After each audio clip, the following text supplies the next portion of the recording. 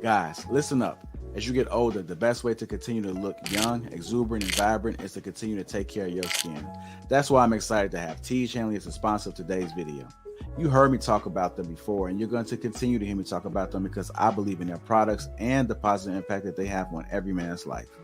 Teej Hanley makes taking care of your skin so easy. They provide you with all the products you need and nothing that you don't.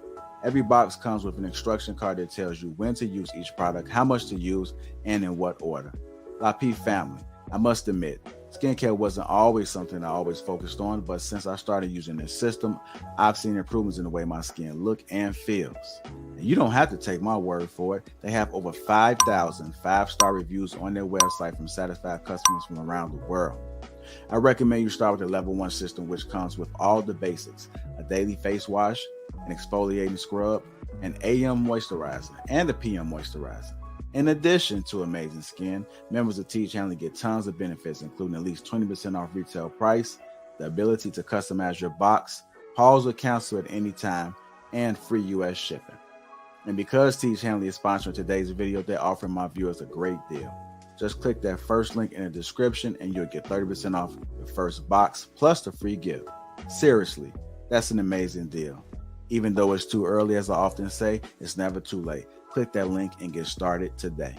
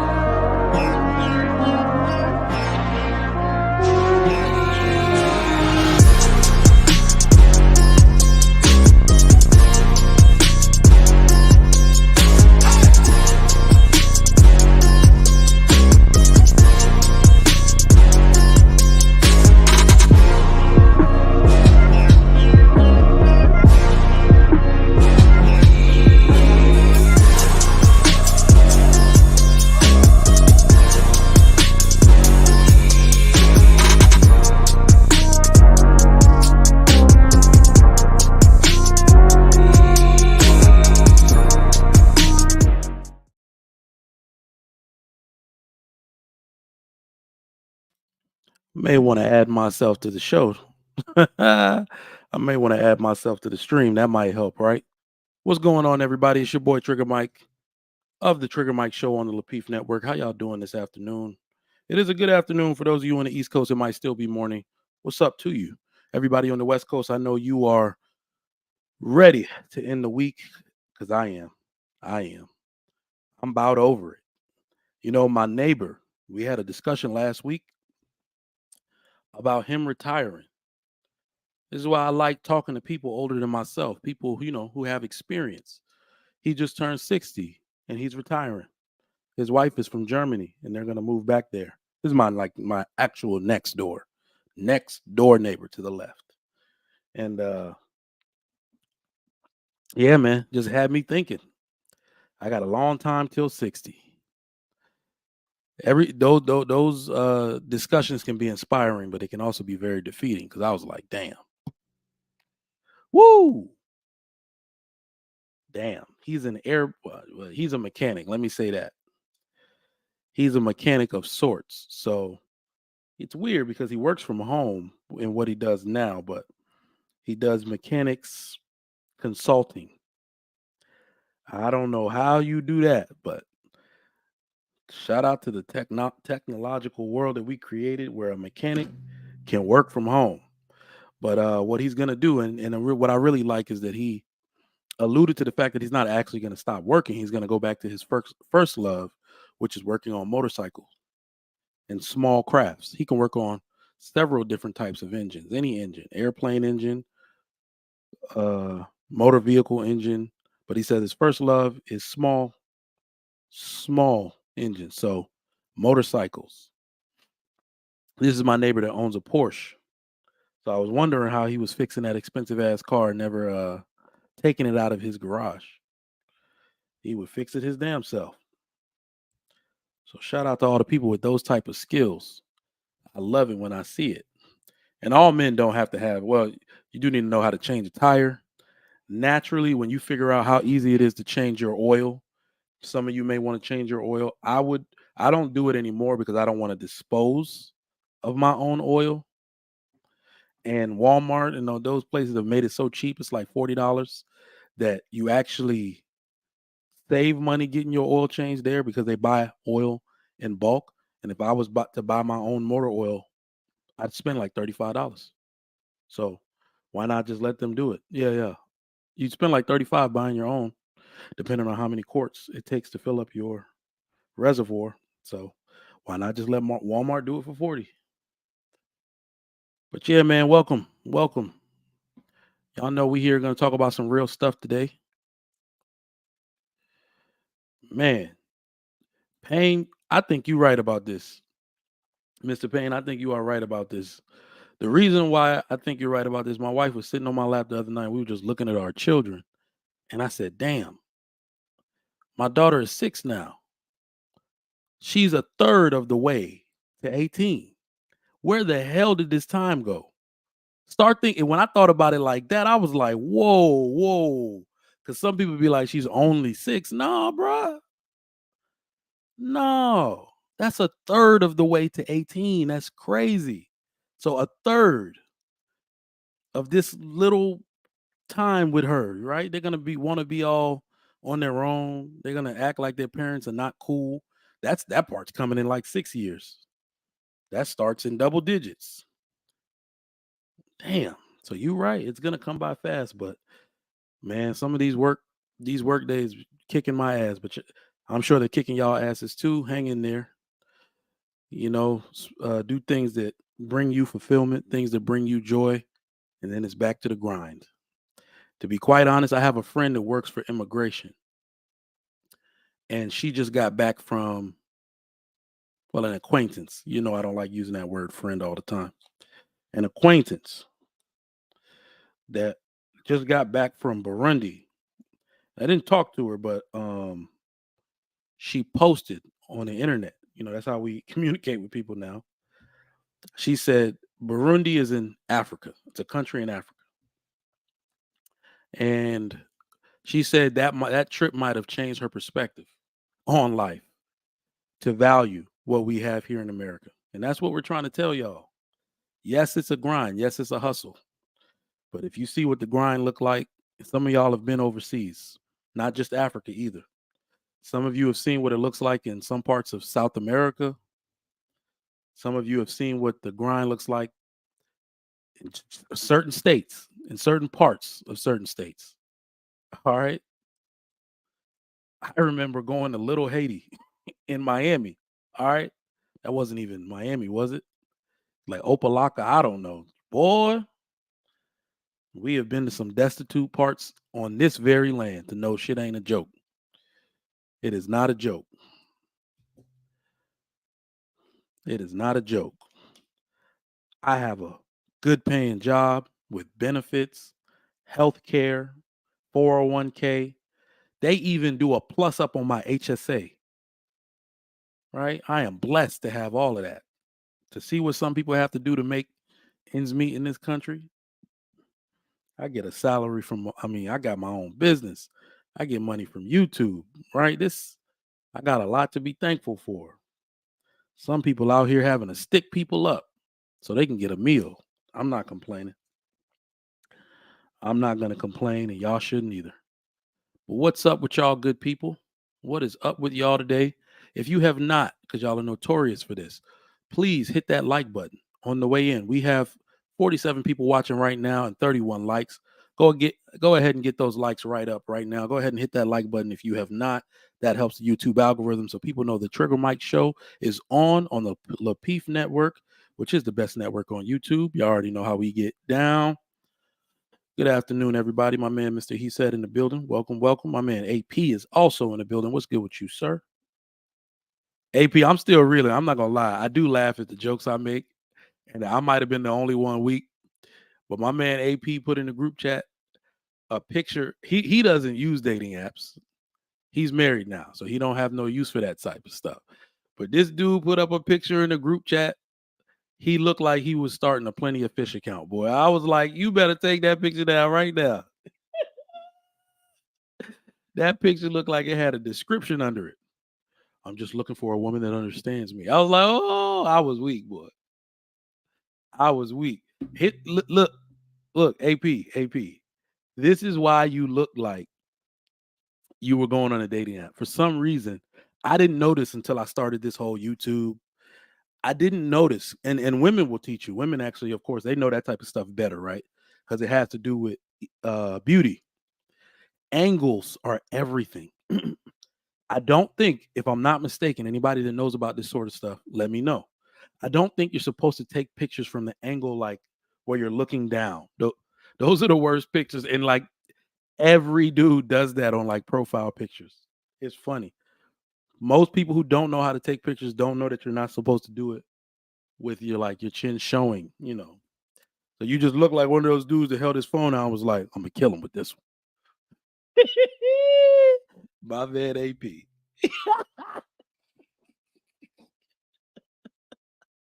I ain't shit. I know. But somebody taught me that a long time ago, and the pictures actually did look better. They said stop taking pictures looking down. You have to hold it up and get certain parts of your face in it. That's why you find out your good side and all that.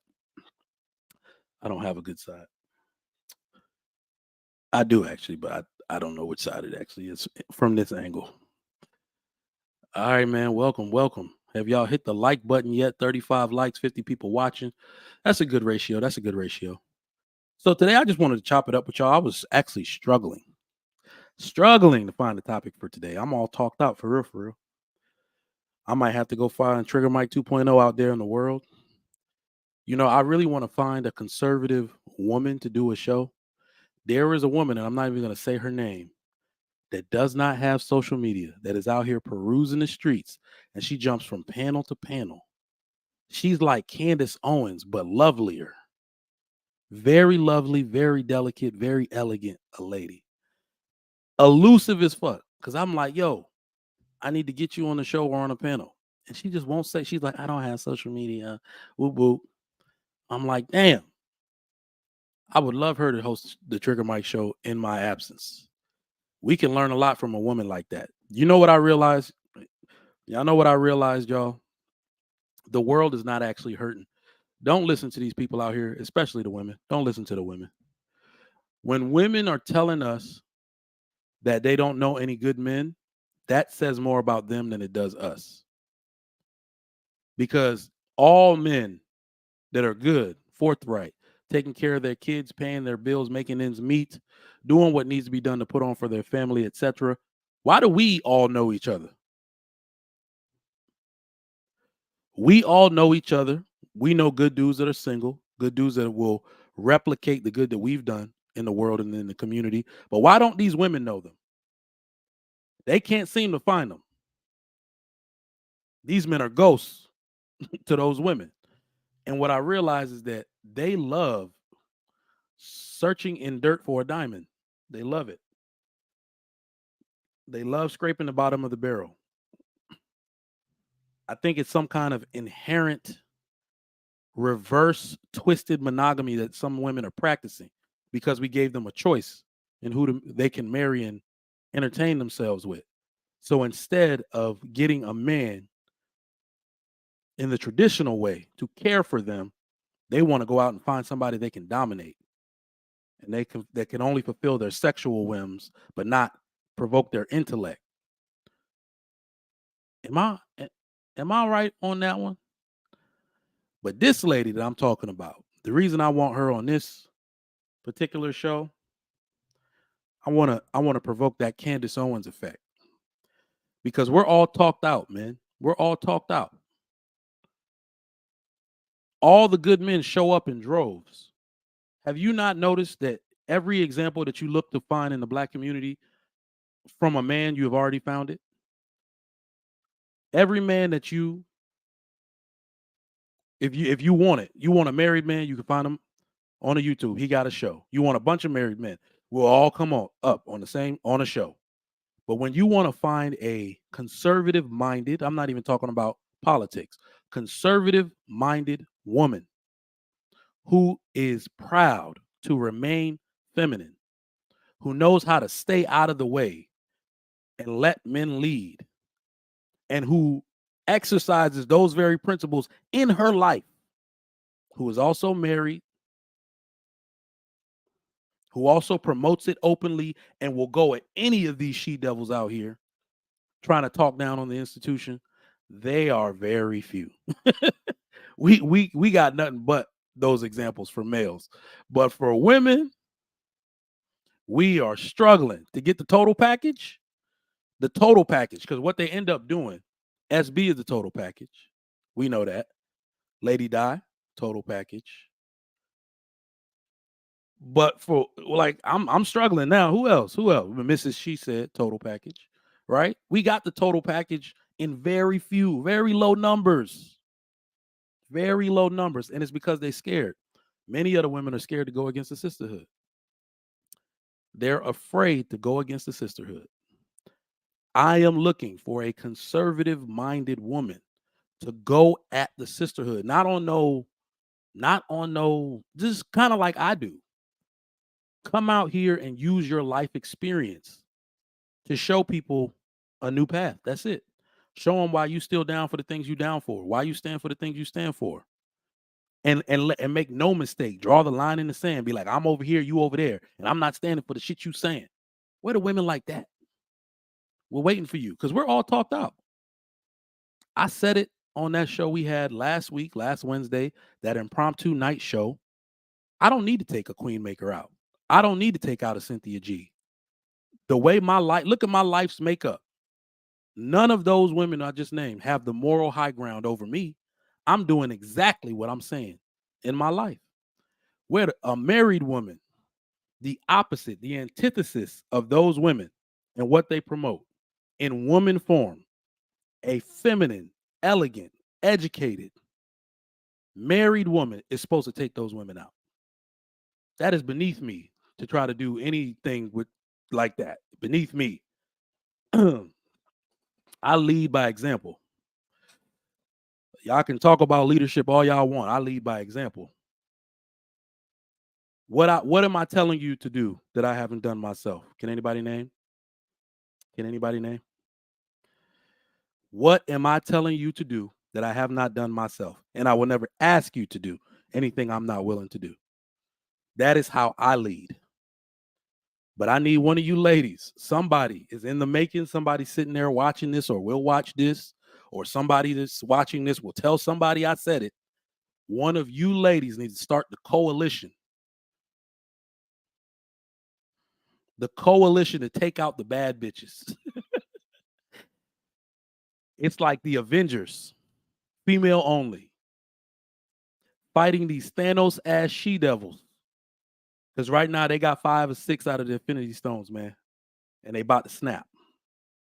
I'm just saying. They got 5 out of 6 of them shits. Do what Thor should have done at the end of the first Infinity War movie. At the end of Infinity War. Go for the head. Oh, pause. But I need y'all to start the Avengers coalition of feminine women. Cut the head off these Thanos she devils. All right? It's your job. It's not mine. That shit is beneath me. I'm a man. I'm supposed to be out here leading by example, raising my family, and putting on for my community. Damn, do y'all remember those days, though, before we get into the topic? Do y'all remember that? Because it's Gen X and like the 80s baby millennials. We might have been the last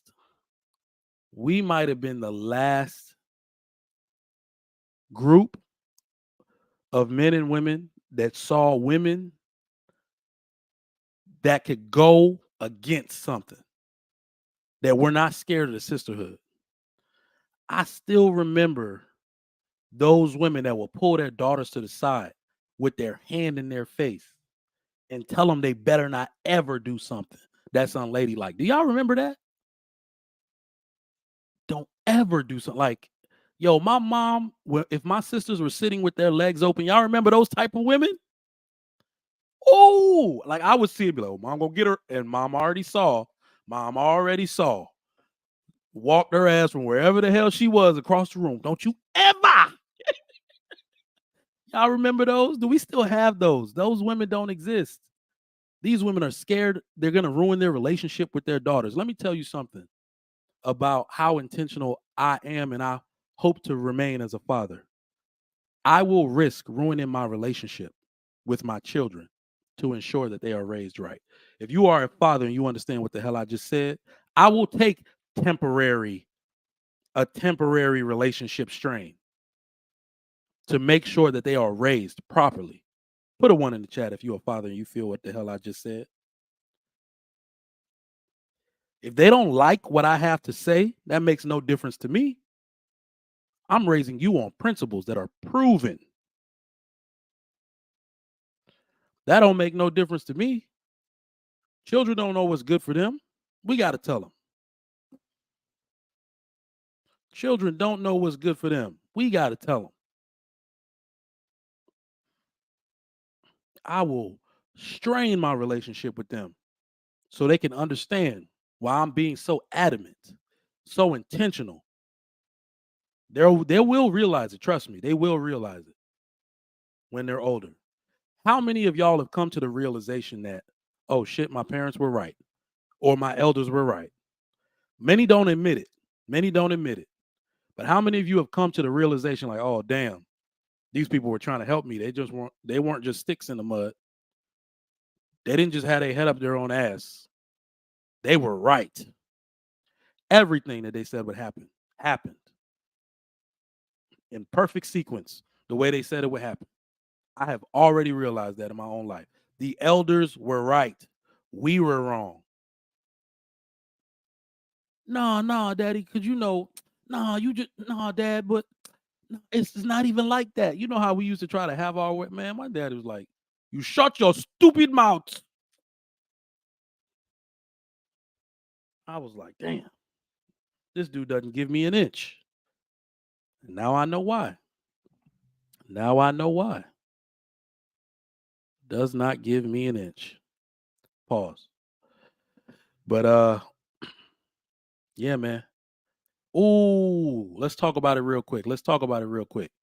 Darnell says, what do we think about Damian Lillard getting a divorce? This is weird. I don't know if it's divorce season or what.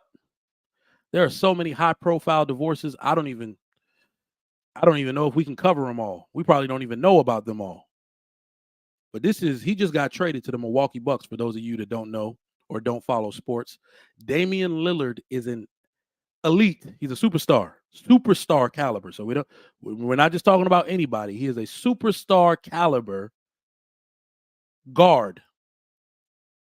I'm trying to think. Is he a point guard? Yeah, he's a point guard. All right. And he just got traded from the Portland Trail Blazers to the Milwaukee Bucks, which is actually a good look for him. He wanted to go to the Miami Heat with Jimmy Butler and Bam Adebayo. But I'm sorry, I don't know. What are we doing? Trade grades? This is an A. If you're trying to win a championship, this is an A. This was the best trade for him. This was the best trade for him. They didn't even give up. I'm sorry, they didn't even give up much to get him. Drew Holiday is a solid point guard, but the scoring, they took a liability on defense. Yes, they did. But they completely got an asset on offense. Drew Holiday is not the go-to guy on offense. He is clutch on defense. Yes. But they do the numbers. They do the numbers, and this was a good trade. All right. But yeah, what do y'all think about Dame getting a divorce? This was his college sweetheart. I personally think men should not leave. Men should find a way in all ways, especially when you are famous and you got money like Damian Lillard got. Damian Lillard's contract, let's look it up. It's in the 200 mils. He's a superstar. Damian Lillard contract, because they're going for it's fucking Super Bowl. They're going for an NBA championship right away. What is his whole, according to sporttrack.com, all guaranteed. Golly. I wasn't that great at basketball, actually. I wasn't that great. I was an excellent three-point shooter, but my dribbling, I was good enough to make the basketball team. I made the basketball team, and I was good on defense. Oh shit! I was about to say, you could have called me Drew Holiday, but no, Drew Holiday can dribble. He's actually a point guard. He's one of the best in the league at his experience level now. His over/under. So when he's not on the floor defending his person, they are in trouble. So yeah, his basketball IQ is very high. Mine was nowhere near what his was. In fact, aside from man to man, I was a liability. I was great on defense and man to man. Couldn't get it right on zone though. 176 4-year, 176 million. Oh damn. Well, yeah, if he'd have did a 5-year, it'd have been in the 200s. So he did a 4-year. His base salary for this upcoming year, 23-24, is $45 million. Over $45 million. I personally believe that these men should not leave their college sweetheart. Find a way to work it out. Find a way to work it out. You will never meet another genuine woman again.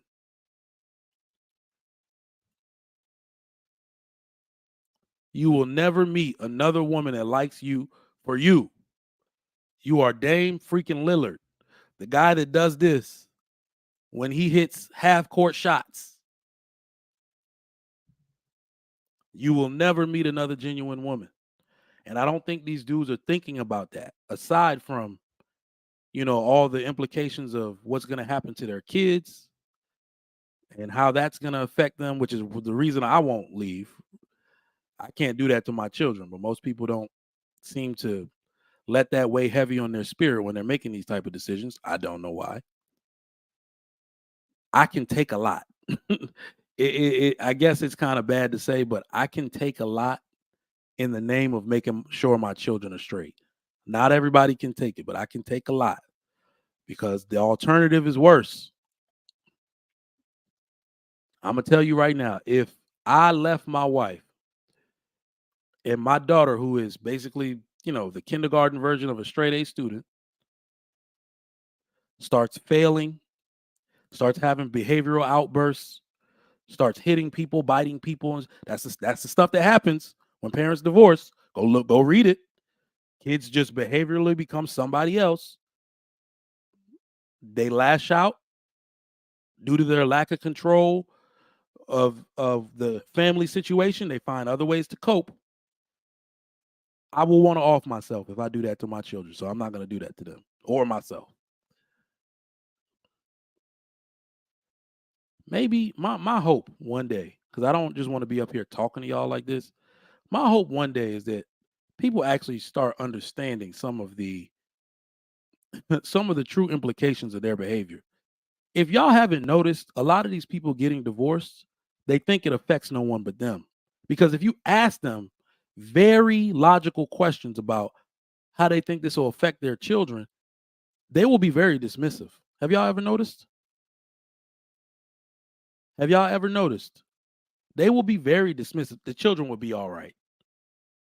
That's why they have to behave like they were always getting out of some kind of abusive situation. I'm going to be 100% real with you, y'all. And this is hand of God, and I have to say it, and it's going to be very triggering to some of you. I do not believe a woman when she says she was emotionally abused anymore. Y'all use that shit in an effort to smooth every conversation over so you can justify you leaving. It holds no weight. When we find out basically what happened to Johnny Depp, and they were very verbally abusive to each other. I am well aware. They were very verbally abusive to each other. But women would be like, I was emotionally abused. And they were the abuser. They were the one that started every argument. They were the one that started every physical altercation. They were the one beating on his head and throwing sharp objects at him. Talk about I was emotionally abused. I don't believe it anymore. Strike it from the record. As soon as you start to really ask people, like if it's personal, it's family or friends, when you start asking them to reconcile with their spouse for the sake of their children, I guarantee you, it will cross a woman's mind so she can win that argument. She'll start talking about abuse of some sort. And if she knows she can't prove that you hit her, she'll start making it psychological. I was psychologically abused. I don't know if y'all know, and the men in the chat will tell you, y'all have completely discredited yourself on that. It doesn't matter what the media says, doesn't matter what the court grants you. We don't believe you anymore. Y'all have abused that shit. You don't use it correctly. You use it at a certain time. So we know you're just using it to disarm everybody in the conversation. So we ask no further questions. Emotional abuse. But when video comes out, you were the aggressor, you were the emotional abuser, you were the one telling him his family ain't shit, his mama ain't shit. You will keep his kids from him. I dare you to try it. You'll never see your kids again. But you want to say you were emotionally abused? We don't believe you anymore. Sorry.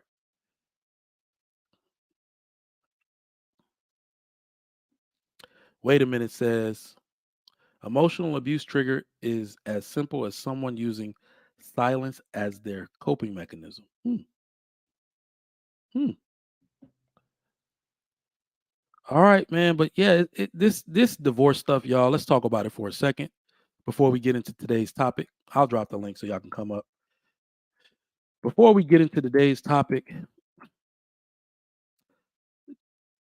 to me, these divorces, such as Damian Lillard and his college sweetheart getting divorced, I don't look at it as a true marker for anything happening within the institution of marriage. I don't.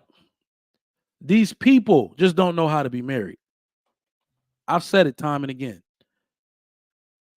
Because what a lot of people will deduct from this, what they will deduct from all these announcements of divorce, Jeezy and Jeannie Mai, Drew Sidora, her husband, like what they will deduct from it is that marriage doesn't work. It's an old, outdated institution. There is nothing wrong with the institution of marriage. There's something wrong with us. There's something wrong with us. You just don't know how to do it. How are you going to blame an entire institution? The rules, the school that gave you the book, they gave you the book, told you to study. All the answers were in the book, but you failed the test and you're going to blame the school. What the hell is wrong with y'all? Oh, shit. Oh, man. Blame the school. That's what y'all do all the time. Y'all blame the school.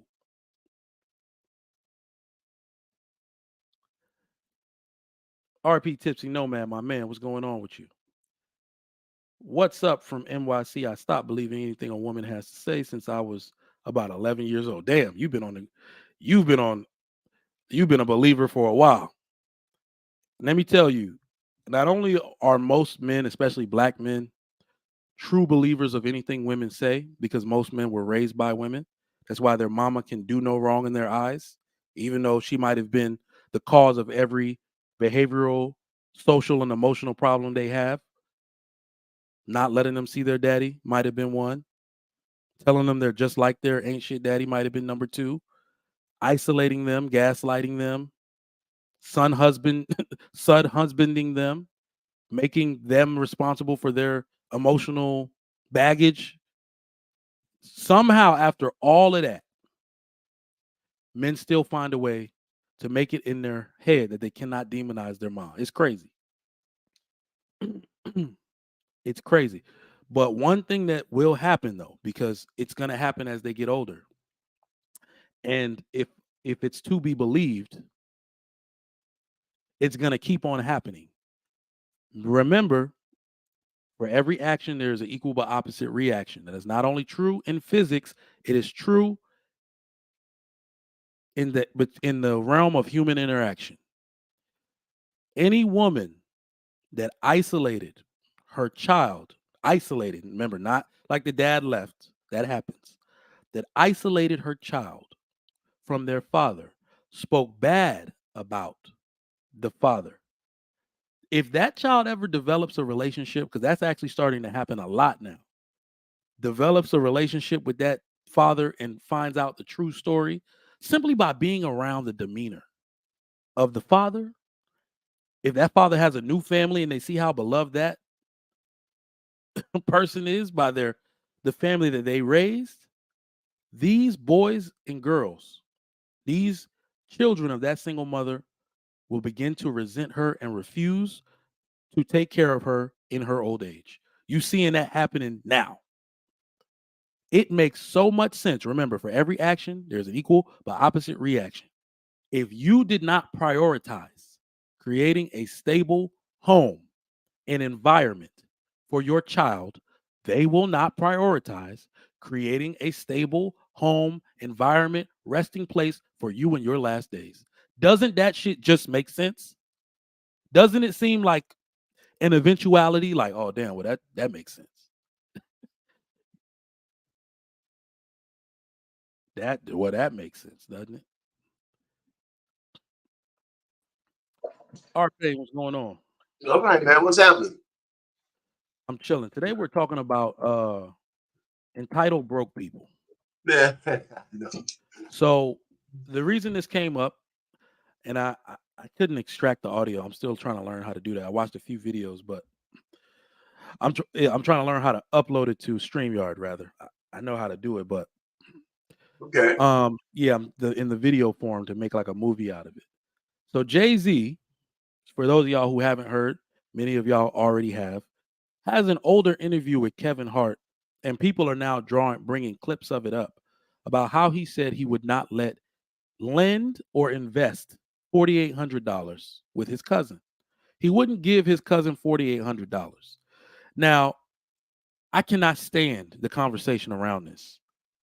All of the blogs, all of the spiritual word, the shade rooms, and the people commenting, most of the comments look like people are saying, you're a billionaire and you couldn't give your cousin $4,800. I don't like that rhetoric at all. Let me tell you a little bit about why I think. Let me read it verbatim what I put on Facebook on this very topic. I basically said, why don't y'all understand that a billionaire giving his cousin $4,800 is not the real issue here? To me, in my opinion, the real issue is that people always ask for monetary favors from the most stable person in the family, right? They always figure out a way to ask for something from the richest or the most stable person in the family. They don't repay. It's a very low repayment percentage. They don't repay, which then ruins your relationship with that family member. If you lend somebody, I'm telling you, those of y'all, put it in the chat, how much money, how much or little you've lent somebody that was related to you or a friend, and that small amount of money put a strain on y'all relationship. Put the amount in the chat. So we're just not talking crazy. Let's get the human experience from people. How much money have you lent somebody that it ruined y'all relationship? TS says 500. Over $500. Relationship was ruined.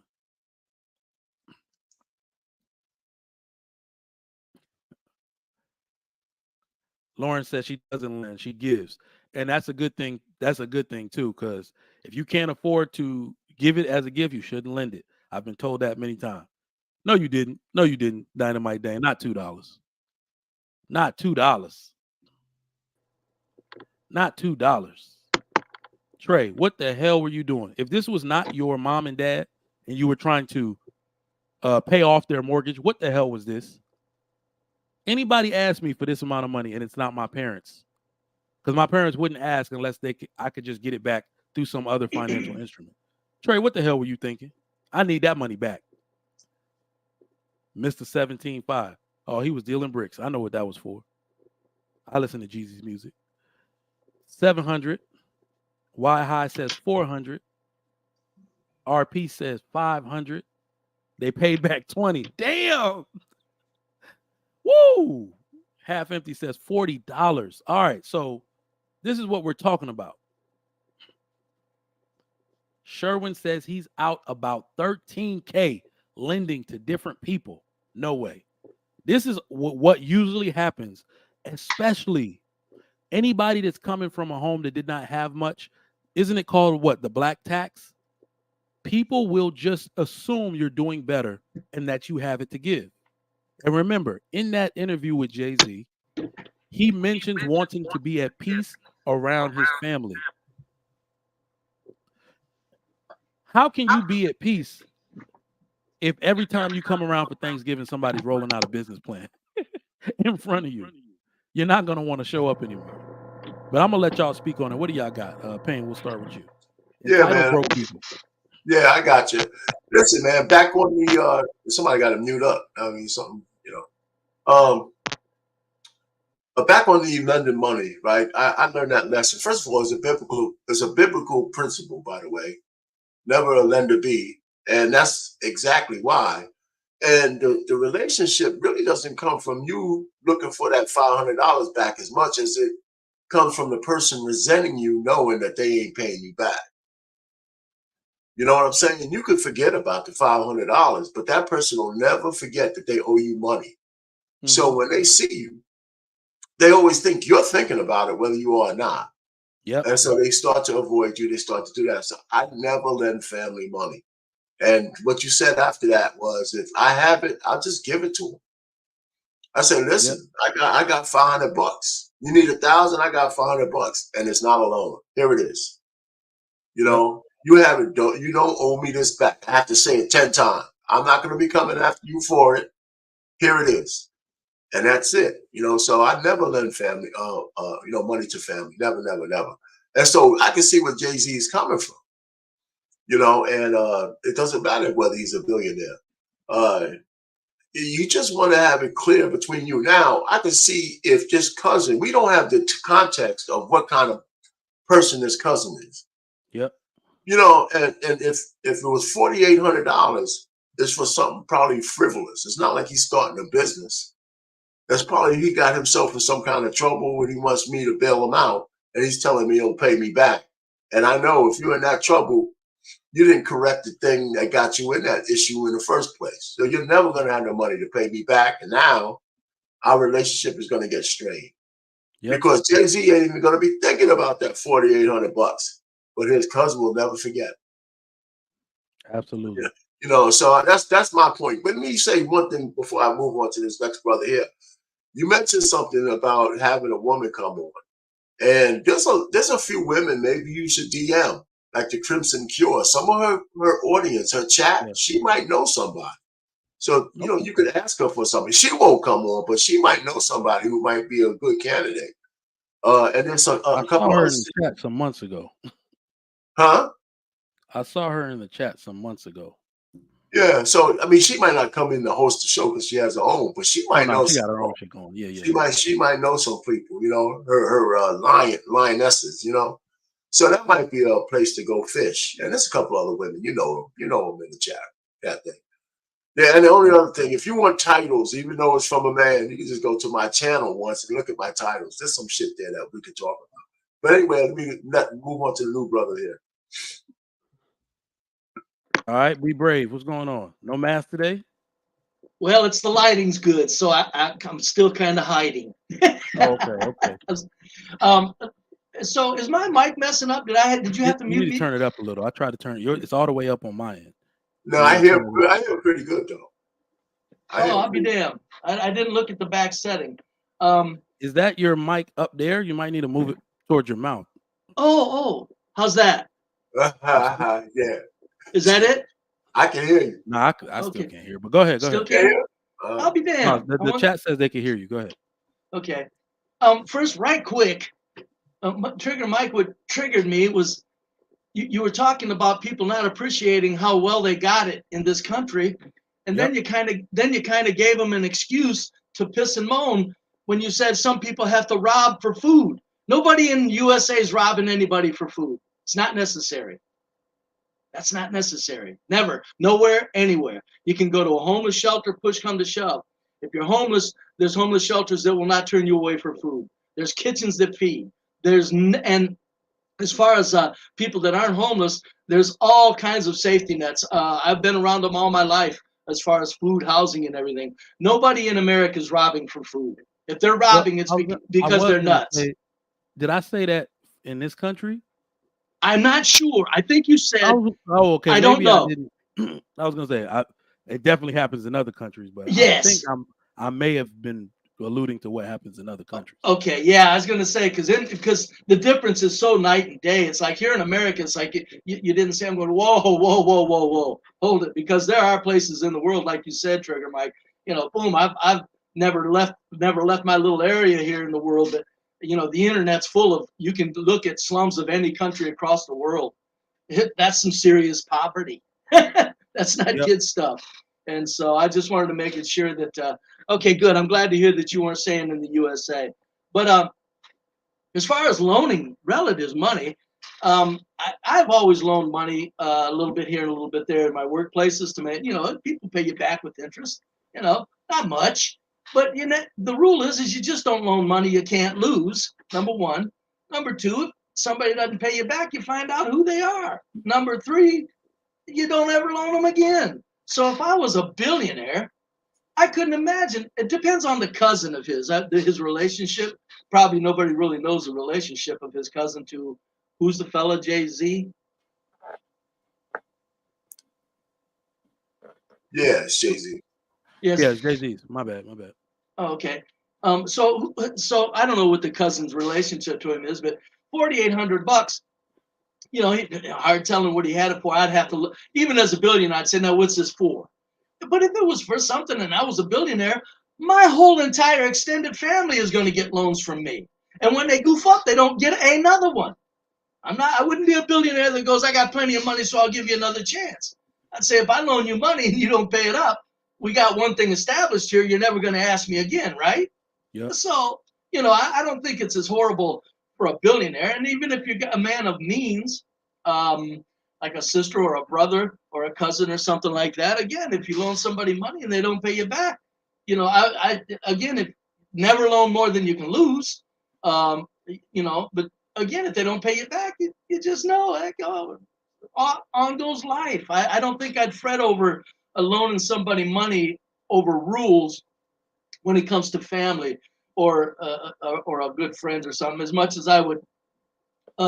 I'd look into, like, you know, did they pay me back, and make note of it, because that would be really annoying to just, you know, be silly enough to keep loaning somebody money. But the people that don't pay you back, they know to never ask again. Like Payne was saying, you know, who cares if they think about it or who thinks about it? But I don't know, if you got money and people are, you know, Yeah. need a loan, what the heck, man? I mean, you know, help them out if you can.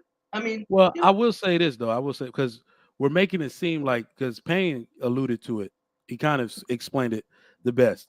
You may not care, but those people will start avoiding you. well, They will, good. you know, they That would will start avoiding you because they think that's what's on your mind. I've good. watched that happen to my dad a bunch of times, where he's like, "Why is this person? I said that they didn't have to," and I hadn't seen that. I've never seen some of them again. It's Over that's funny. $500. Over That's $500. Our that's silly. relationship is over. What? Well, was it a good relationship? You Yeah, think? no, I think it can happen with some of you, with some of your closest people. They'll just Well, start avoiding you. I think it's a very common behavior that's I would. exercised. I do too. But I would tell them, relax. I like you as a person. It's just I'm not ever going to lend you another dime. Oh, You you know want to know what's funny? Good what? good luck trying to get that person on the phone to tell them that. They don't answer for you.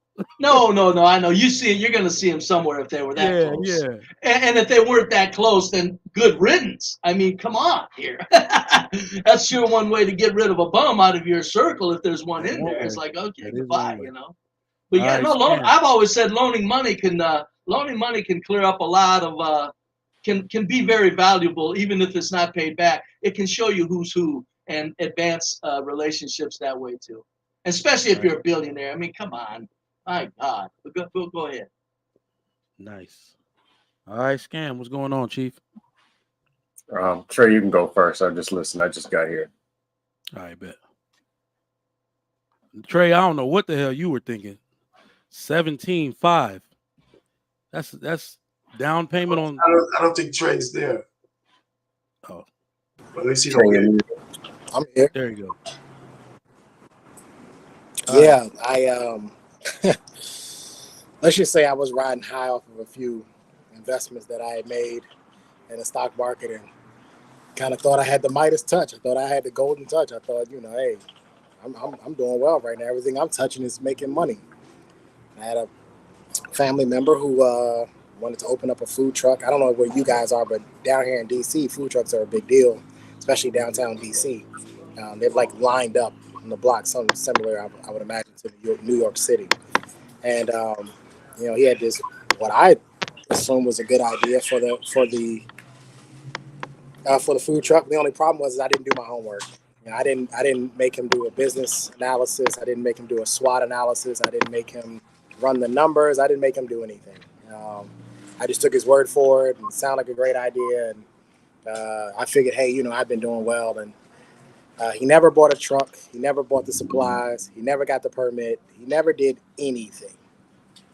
And yeah, I learned the lesson the hard way. So now what I do with my family members, if they ask me for money, I give them the money and then I block them. I immediately block them. I give them the money, but I'll block them immediately. So I have cousins and I have an aunt I haven't spoken to in years. I'll give them the money though, but I'll never talk to them again. Yeah, damn, Trey, you're wild, man. It's clear. No, you didn't, scam. I see what you put in the back chat. I only put it in the back. Right? Don't say it out loud. I'm not Oh, even gonna one say more it thing about the loud. Jay-Z thing. His I had issue to. wasn't about the money. It was about what his cousin said about how much money he was going to make. Because that was his issue, is that his cousin was saying, "Oh, I'm gonna turn 4,800 into like to 2 million. 2 million, yeah, some crazy number." He was like, "It doesn't work that way." If it could be done, I'd have did it already. If it could be done, I would have did it. I would have done it already. Yeah, I can barely make 400 off of 4,800. That know how sounds hard it is? crazy. Yeah. Know how hard it is to scale. That's not even advertising money. I spent that, what, $4,800. I spent that probably in the last 6 months advertising on Facebook. You can't do nothing with $4,800 like that anyway. But My you guess can do to get Amazon arbitrage. You can do arbitrage business with that. Let me not say that, but I bet you his cousin was already known to him as just a dreamer fool. He said, "I'm not even going to waste $4,800." but the number was so specific that you had to have known. He should have chose another number. He said 2 million because he had to keep him interested. You should know he's smart enough to know you don't turn 4,800 doesn't turn into 2 million. So he's thinking, and you're right, we don't have the context of who this cousin was. He could have been a drug addict. Yeah. He could have been, somebody who was in the streets. I think, and this is very interesting, and I'm not going to say who told this to me, but I have a family member that has me on their last will and testament and their life insurance. They told me exactly what to give my siblings because I have a sibling that's like, the exact words were, they will hurt themselves with this amount of money. Don't give it to them. Don't give it to them outright. Wait for them to say they need something, and it's something you can send that thing to them and act like it came from you. Do not give them that raw cash. I was like, damn, that's deep. And they were right. It's like, if you give certain people a large amount of money, they will hurt themselves with it. If you're bad with a little bit of money, you will be you might off yourself with a lot of money. Wasted. NBA. I'm like, what's your name today? What's up? Remains paid. Okay. I don't loan money to family. I either give it or I don't. Because the fact is, most people, if they say loan me some money, they're never gonna pay you back. So I don't even use the word loan. If it's somebody in my family that's trustworthy, I just give it to them. If it's somebody in my family that's a shyster, somebody that's up to no good, I just don't. And my brother is the same way. Like, if I call him and say I need something, he'll just give it to me. He never even mentions paying it back, because I don't think that you should have to do that with family. You shouldn't have to. If somebody in your family that you care about needs something, give it to them. Simple as that. It shouldn't be a situation where you're chasing them down. You owe me, blah blah blah stuff. To me, that's not how you treat family. Now, if it's somebody that's a friend or somebody that wants to go into business that's not related to you, whole different ball game. Yes, then you can use the word loan. But with family, that word, I don't use that word. So, but it's certain family, because every family has that person or persons who can't be trusted with money. And it's just that simple. So that's the way I do things. It's still, I think, I understand your rule, but I think when it comes to family, if you've got money to hand out, I get that. But I mean, you gotta be doing pretty well just to say, here's $500 and drop it. So I would think that if you got family members that are borderline irresponsible, I think you're helping them by loaning them money if they pay it back. Like I said, one time no payment, it's over. But if they keep paying you back, you're helping them out. You're helping them understand you got obligations behind your word. If they're a borderline bum, because like you say, we all got them. But I think loaning family members money is very healthy. I think we're looking at this all wrong. If you want to chase somebody around, here's the bottom line is this: if you want to spend all your time chasing a family member or constantly calling and texting, asking where your money is, then fine. But me, I don't think it's even worth the effort. It just also depends too. $500, $500 is nothing.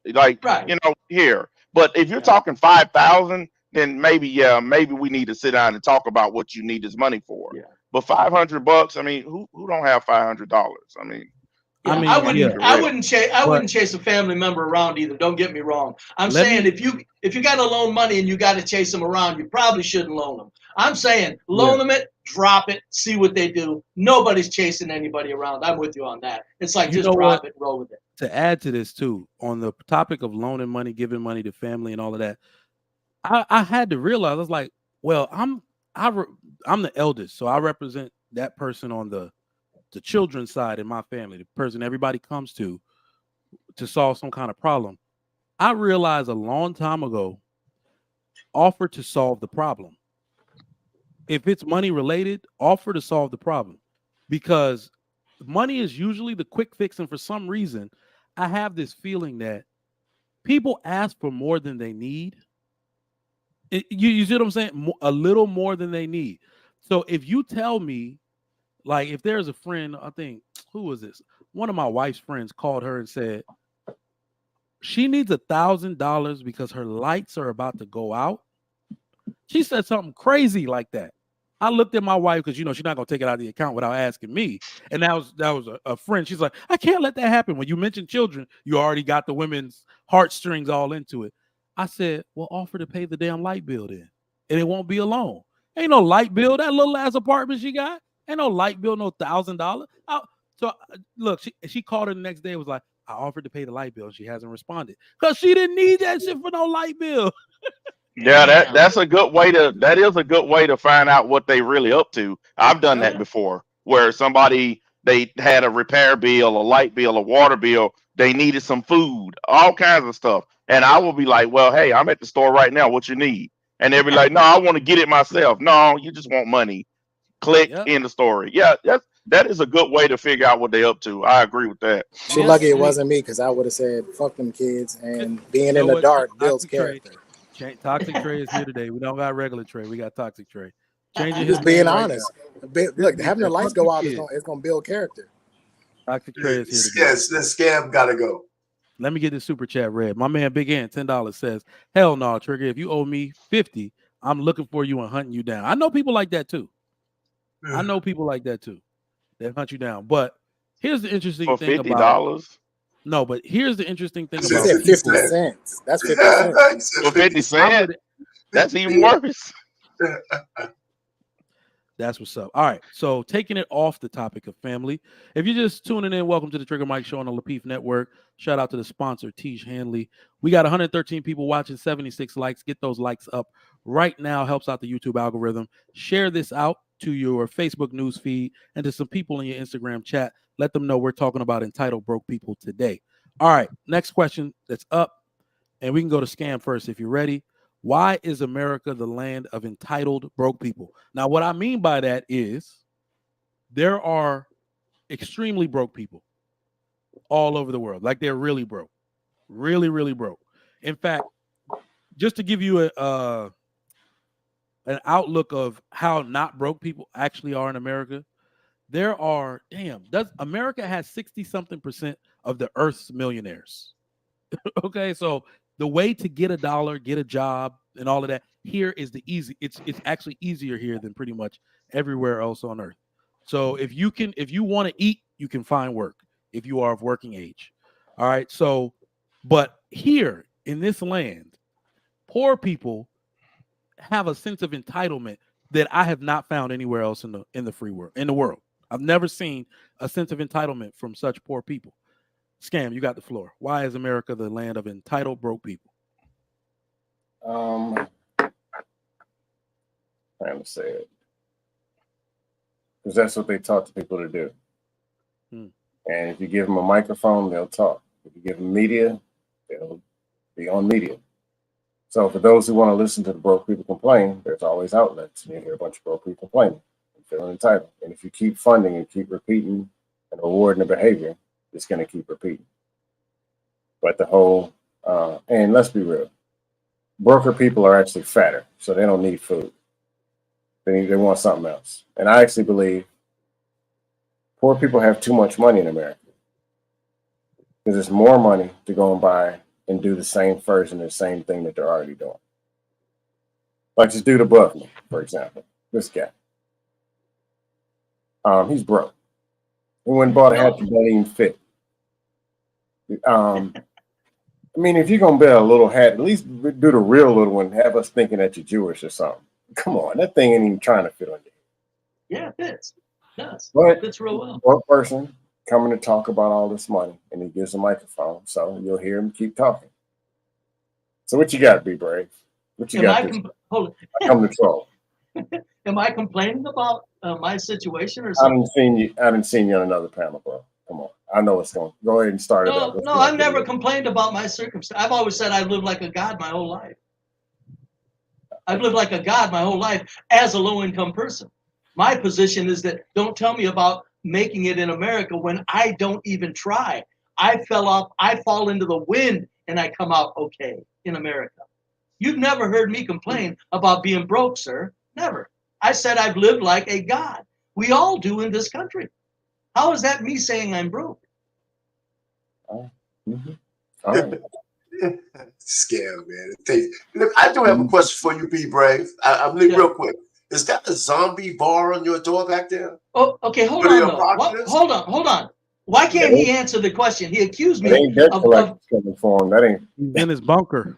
No, right. Bunker. So no, that's a front. That's a back door to a porch. Well, I want him to answer the question. You implied that I'm sitting coming on here talking about being broke. Where have you ever heard me complain about my circumstances? Have you ever heard that?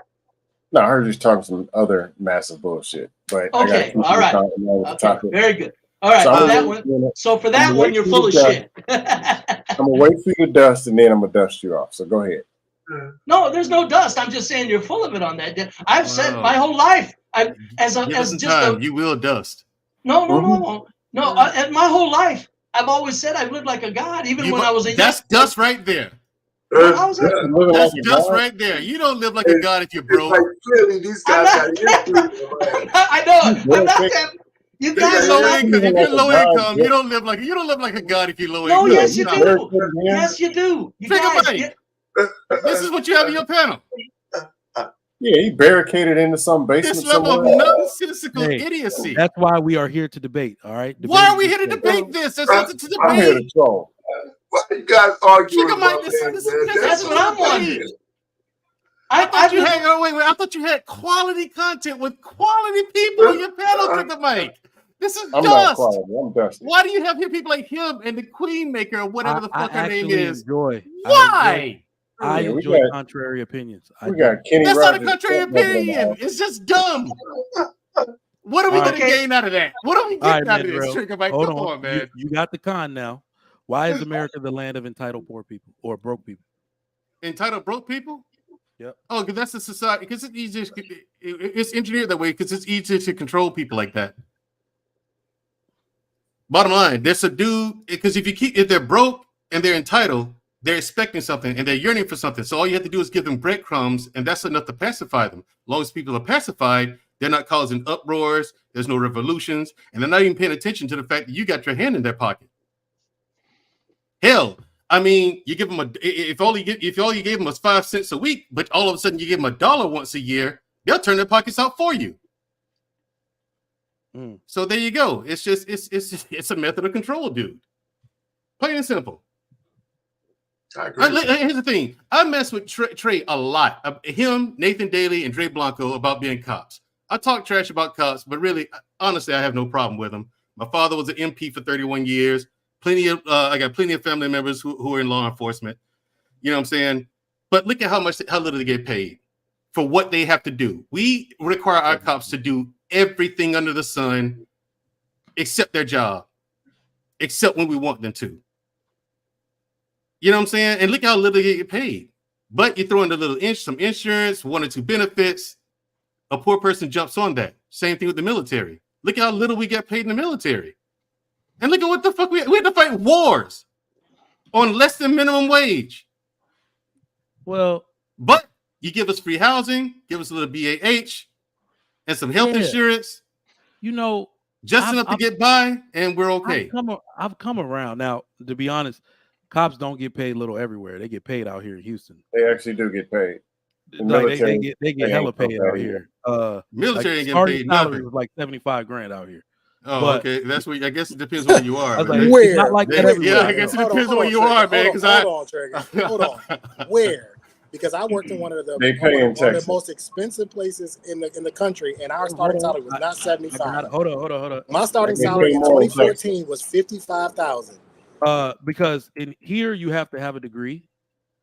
Hold on, because everybody was doing it. It was a big thing.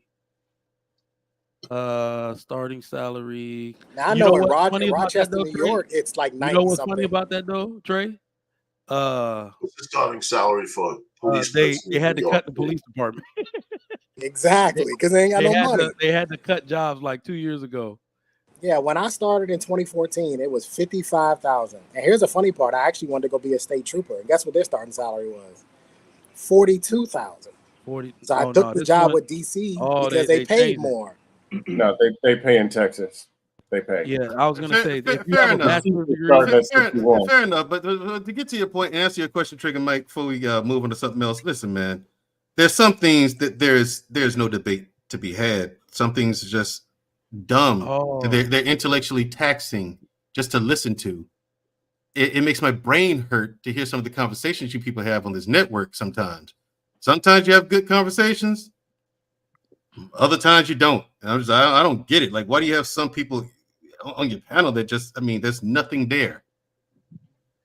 Mandrell. Yeah, they're here to talk. But let me get to who hasn't gone yet.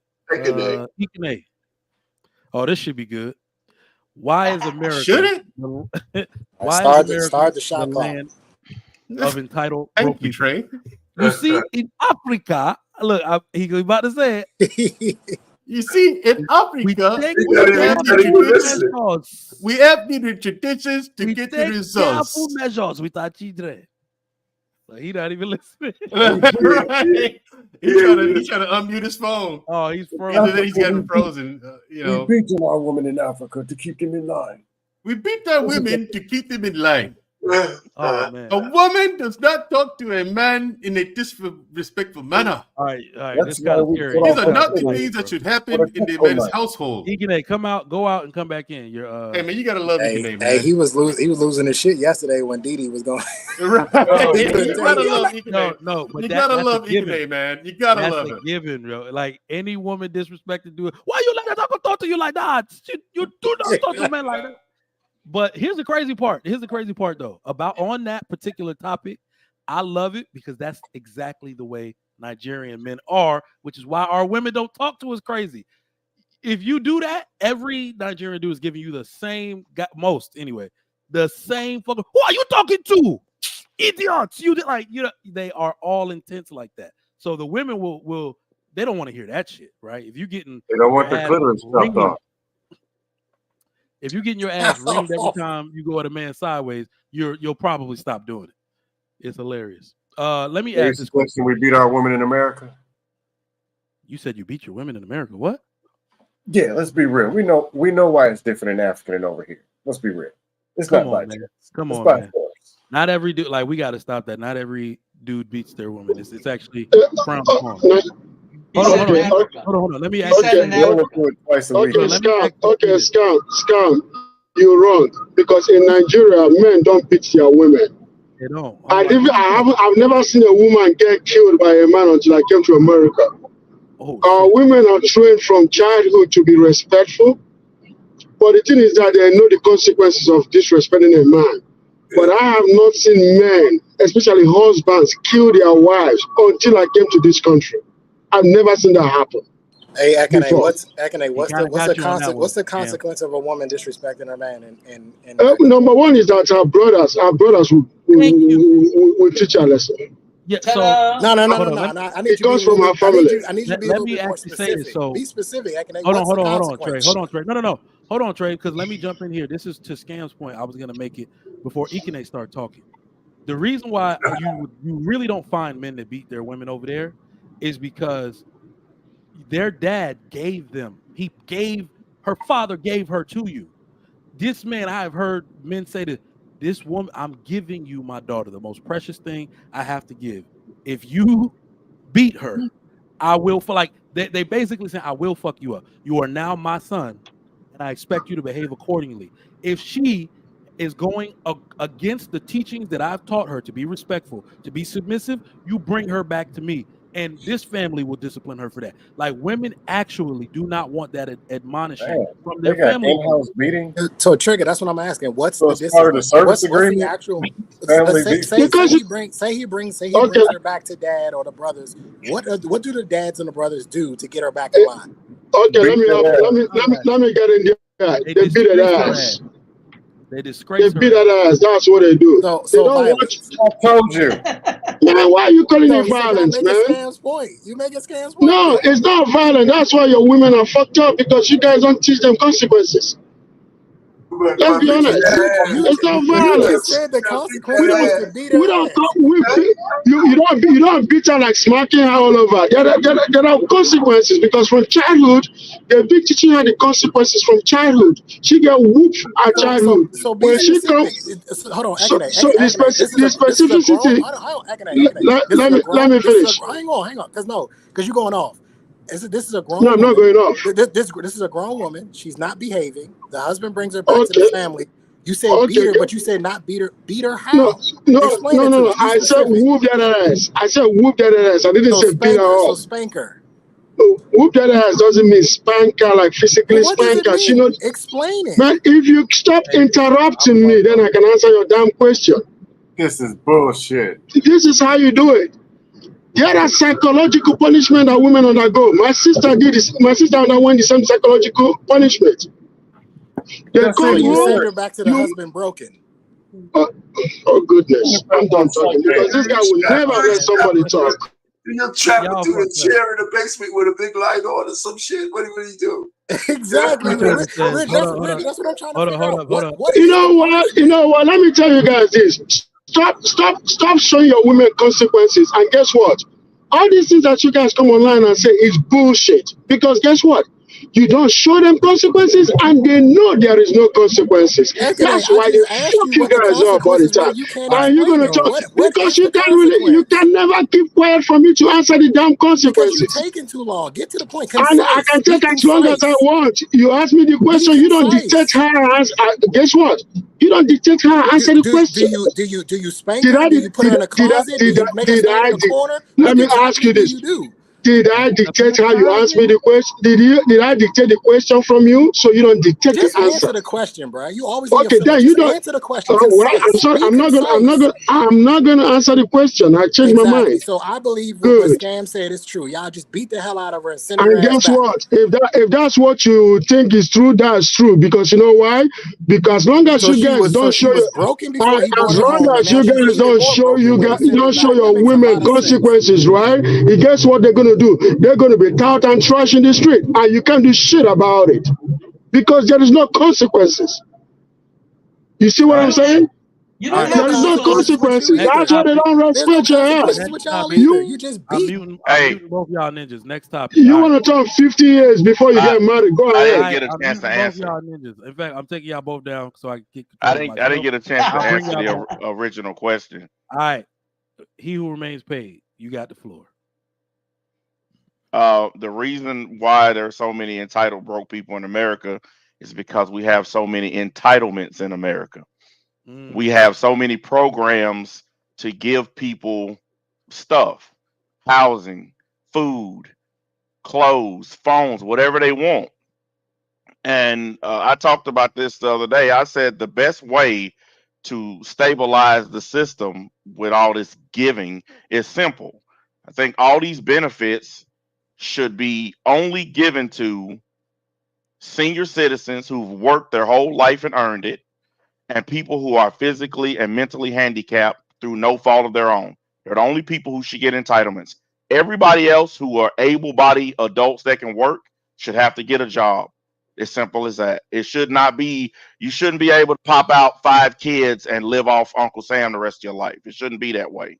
You shouldn't be able to just be lazy and get a check for no reason or pretend to be crazy, because we know a lot of people do that where they go and pretend to have mental problems to get a free check and food stamps. We need to sew these things up and fix these things because entitlement programs have a limit. You know, Social Security, welfare, all these benefits are running out because so many people are drawing off of them, people who shouldn't be. And I think the easiest way to fix it is all these people, you know, in their 20s, 30s, and 40s that are perfectly capable of getting a job should be kicked off of these programs and made to work like everybody else. Simple as that. I got pushed back. All right. So let me in fact go ahead, give you pushback real quick. No, I'll give you a pushback, then we're gonna get to the next question. Go ahead. I had this dusty argument with the old ugly white guy. Almost looked like Be Brave about 10 years ago. Like, whoa, these people don't want to work. Whoa, our welfare tax dollars going. I was like, okay. He's like, I worked in the railroad 20 years. He was old, fat, and sloppy. It's like, I tell you what, how about this? We're going to go and get everybody out there who's not working. We're going to put them to work. Some of those people live near you. They're 20 years younger, taller, faster, smarter. And they're going to go apply to work in the railroad. How would you like that? He looked at his fat ass belly, his tore up back and ACL. I was like, oh, buddy, you got a point there. Meaning, this victim money that they're giving is to keep people over there somewhere to leave you alone. Because if all of them got to work, some of them are going to be competitive and they're going to take your job. I was going. Well, they're not going to take mine. They're not going to take mine because I'm self-employed and I own my own company. So that don't apply to me. If you're a man, some of them will be more encouraged to start the same company two doors down from you. Scam that. Now you moving the goalposts because your first argument didn't work. But you moved it to self-employed, so I gave you a self-employed answer. That goes now you against got a my life competitor. principle. First off, the reason I have what I have today is because of my work ethic. You cannot tell me that somebody who's currently sitting on their ass at home will find the drive to come take me out of my job. That's not the person to do that. So practice makes habit. If they are practicing sitting down and being nothing and drawing off the government, they are not going to find the work ethic to come take me out of my job. I don't believe that at all. I think you missed what I think you missed what he was saying. He was implying that the guy go ahead. He was implying that the old dude was a complete worthless piece of shit like me. and I didn't say it. And let's be I know, I got you. I know. For the record, I did not say they didn't want to work. I said they should be made to find work. I didn't say they did, because a lot of people on welfare do want jobs. They just can't find them. But what I'm saying is they should be incentivized to work. Because the bottom line is, if you make your own money, you get to dictate your life. If you get money from the government, they get to dictate your life. They get to decide where you live, what you drive, and what you can eat. Let me amend that, because this is one of the gripes I have with some y'all savior Tariq Nasheed. He makes fun of Africans being Uber drivers. Okay, my dad was a cab driver. What I don't think these people. First off, there are more jobs than there are people to take them to the United States of America. They can find a job. There are people who think they just think jobs are beneath them. They think being an Uber driver is beneath them. Being a police delivery man, which my dad also did when he got to this country, is beneath them. There are plenty of jobs, but they want to go work at Starbucks and get paid $35 an hour to be a barista. So there are plenty of jobs for them to take. They just have an unrealistic entitlement that they should be getting paid for nothing. They would rather be broke. They would rather be broke than to go get a job at McDonald's. They would rather just sit at home and be broke and wait on a check to come in every month. We got to remember one thing here. I mean, really, we're overlooking a big factor here. For all of the welfare and bums that get, and I've never had a government check in my life, but for all the welfare and the bums that get government checks, do we realize that all ends up back in the pockets of one small group of corporate machines? That is true. All of that money ends up right back in their pockets. So basically, we're being socially engineered to create to keep the mobs off the street. That's what it does. And to make sure that the economy really rolls thrivingly, and it all ends up back in the same pockets. Because here's a funny thing if you think about it. I know how to spend money responsibly, being a low-income person that lives like a god. I know if everybody spent money like I did in my youth and growing up, because I never wanted for much, the economy would suck.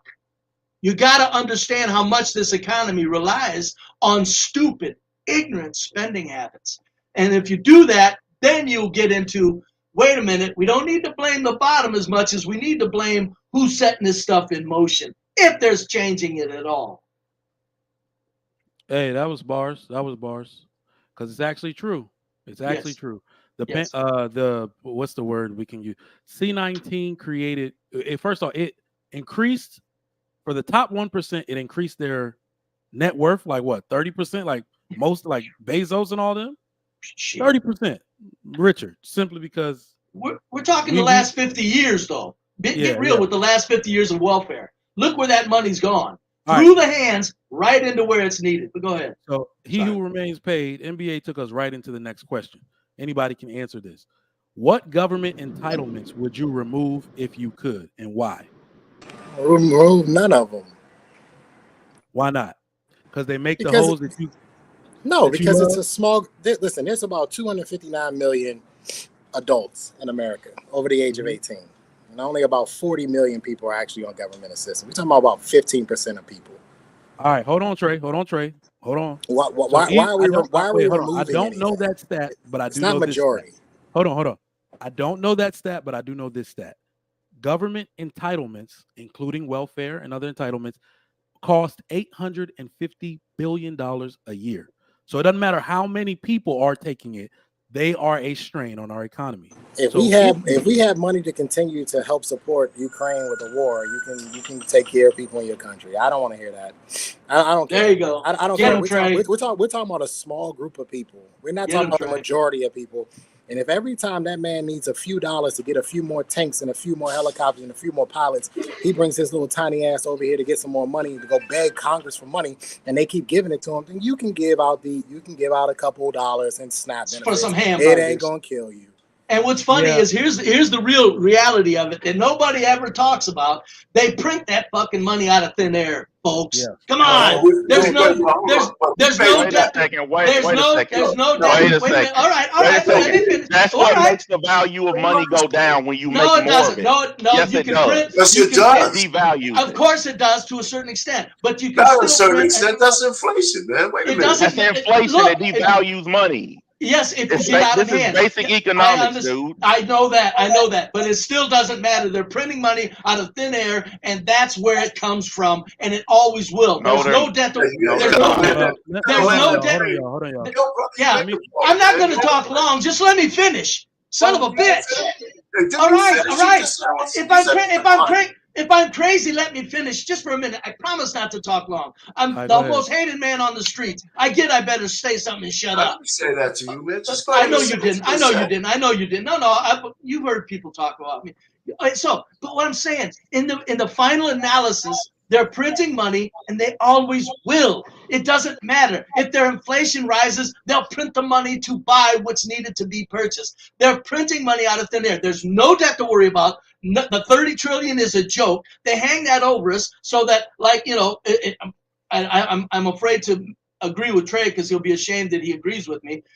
But we're talking about people needing food, and we don't want them to get money. But the billionaires and the people start wars and buy mines and buy mountainsides for copper. They scrape off $20 billion at a whack.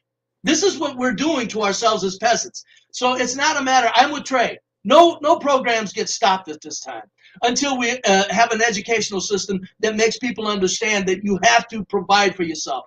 Until that happens, nobody does without money because I don't want the mobs on the street, and neither do any of you. Until we get to that system. Let me segue into this thing. I believe that the entitlement is at the wrong place. You got to stop corporate entitlements. That's where the money is going. And that's never going to happen. That dwarfs everything we give. That $850 billion to people who might be in need is dwarfed by all the money that corporations are stealing from the American people. So that would be step one, right? Step one, corporate welfare.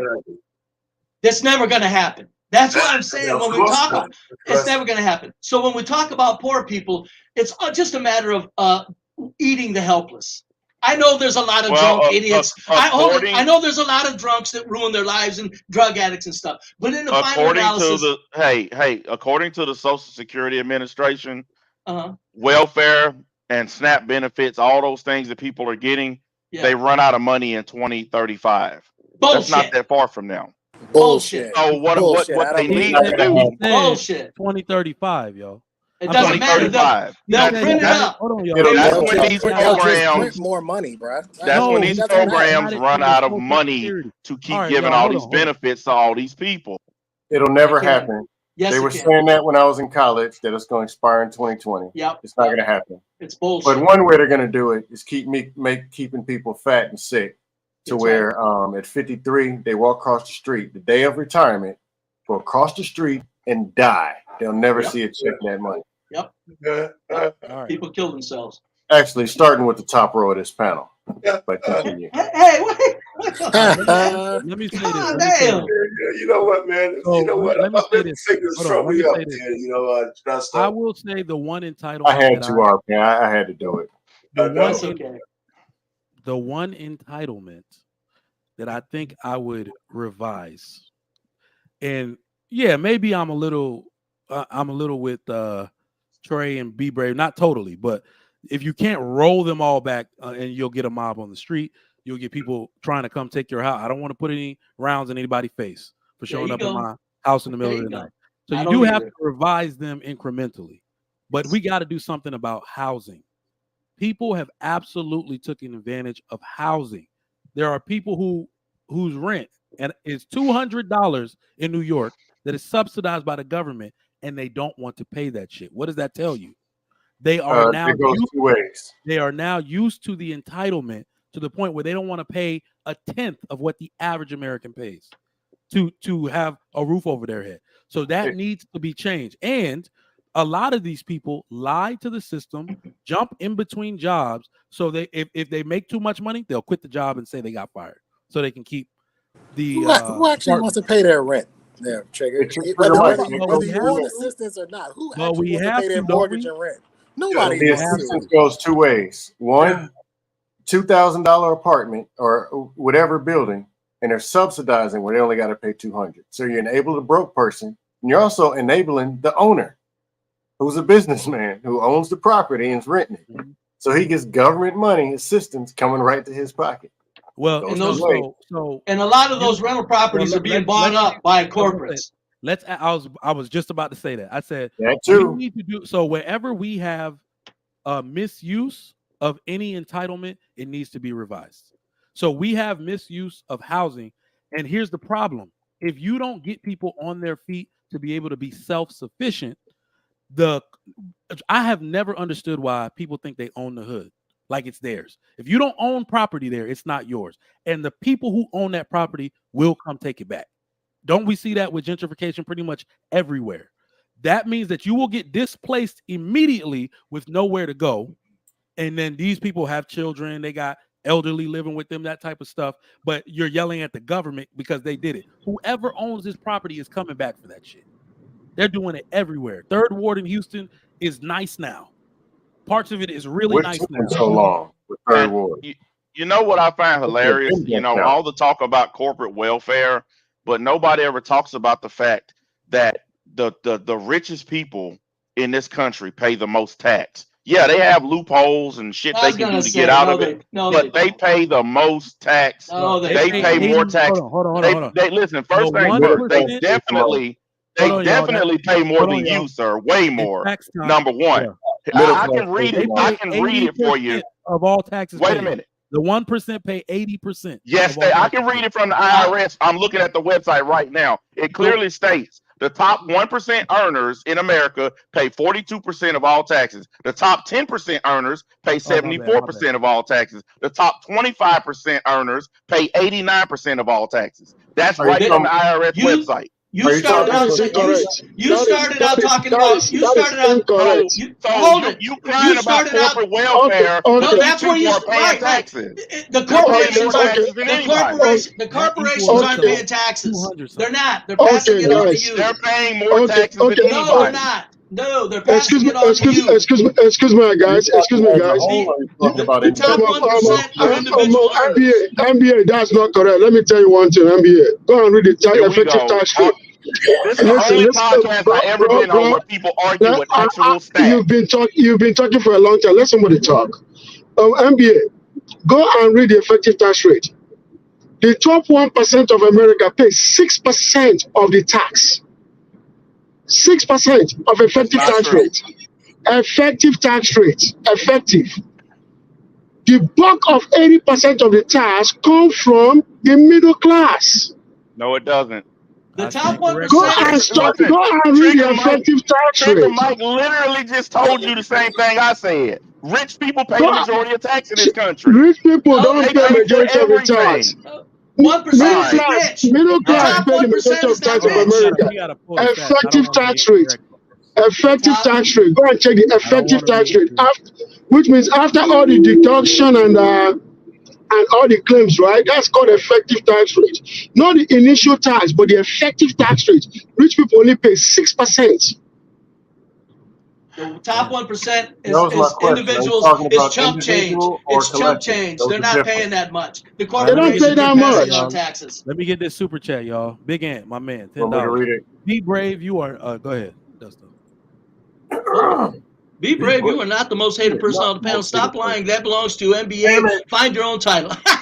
All right. Yeah, I'm glad. They hate me because when I talk, I use stats, facts, and no. figures. Listen, though. But I'm saying you said you alluded you went to corporate welfare and then you jumped to individual earners. Corporations pay no taxes. I went to the IRS website and started reading. Right, with 1%. You're correct. That's not the corporate welfare. Reading. The 1% is not getting corporate Anybody welfare. on this panel right now can go to the IRS website and read what I just read. I agree, 1%, but that's not corporate. Yes. He's not hated because of the stats. He's hated because he hates people who look like him. That's why. No. Listen, Trey, you come on and you have something to say about me every time you see me. So I'm gonna say this. Yeah, number one, you're a piece of shit. Number one, your biggest problem with me is that I don't fit the narrative of an ex-con because I've been to prison. You think all ex-cons are the same? And because I'm different than the typical ex-con, you don't like it. And number two, I don't hate black people. I hate niggas. And I've been very clear about that. Sure you do. You don't like people who look like yourself. No, I hate niggas. And I hate people who act like niggas. And I hate people who pretend to be niggas when they really not. You are part of the very group that you don't like. Yeah, people like yourself. Mr. Play hard. Mr. Act like he tough. Understand that. You know what? I wouldn't be where I am today if I gave a fuck who liked me. That's the biggest problem with people on this podcast. Y'all actually care if people like you or not. Nobody comes on the internet to make fucking friends. I agree with Trey on that because when you first came here, it took us 3 hours to get you to start changing some of your words. Exactly. I remember that. I didn't say shit. That's a lie. It took us 3 hours. Y'all tried to barrage me with a bunch of bullshit because you don't like the fact that I'm different. The fact that you took us 3 hours to get you to start stepping back or sidestepping of what you said because you said it. You took 2 hours to attack black women. Yeah, this dude. You know what? You guys are some of the biggest hypocrites on earth. Y'all come online and y'all bitch about black women not being accountable, not doing this, not doing that. The shit that they do wrong, but you said that white women were better than black women. Wait a minute. Y'all blame the white man and the government for everything. Y'all never take accountability, but you tell black women they need to take accountability, but y'all never do it. Never. Man, we hold each other. We hold each other accountable here every day. No, you don't. Every day we hold each other. Let me tell you what happens on this podcast. When somebody says something on this podcast that's completely wrong, and somebody tries to correct them, what do y'all always say? Give them grace. Bro, give them grace. You can't change my mind. You for 3 hours. You were destroying. Man, come on now. No. When they tell straight up lies on here, as much as I argue with Trey, right? Give them grace. I'm with you on this one. That's bullshit. That is straight bullshit. Y'all don't correct shit on here. Y'all let people come on and say shit that is obviously not true. And when somebody calls it out, everybody says, give them grace. Let them talk. Let me tell you something, right? I'm married to. Let me say this. I'm married to an African American woman. The last thing I'm going to do is to say something bad about Nigerian women. I'm not going to do that. Who you married? I'm not telling you. black men on this podcast bitch all day about black women not taking accountability, but I never see y'all take accountability. I said a few minutes ago. We said it about black men all the time. We destroy black men. We destroy black men here all the time. We do that shit all the time. We don't respond to everything. Prison count as accountability. We don't have to respond to everything. Well, Jesus Christ, fellas, what I missed? So what's the next question, Mike? All right. Be brave. Be brave. Talk to me, man. What I missed? Jesus. Lord. It was pretty good. I hear you, man. Mandrell.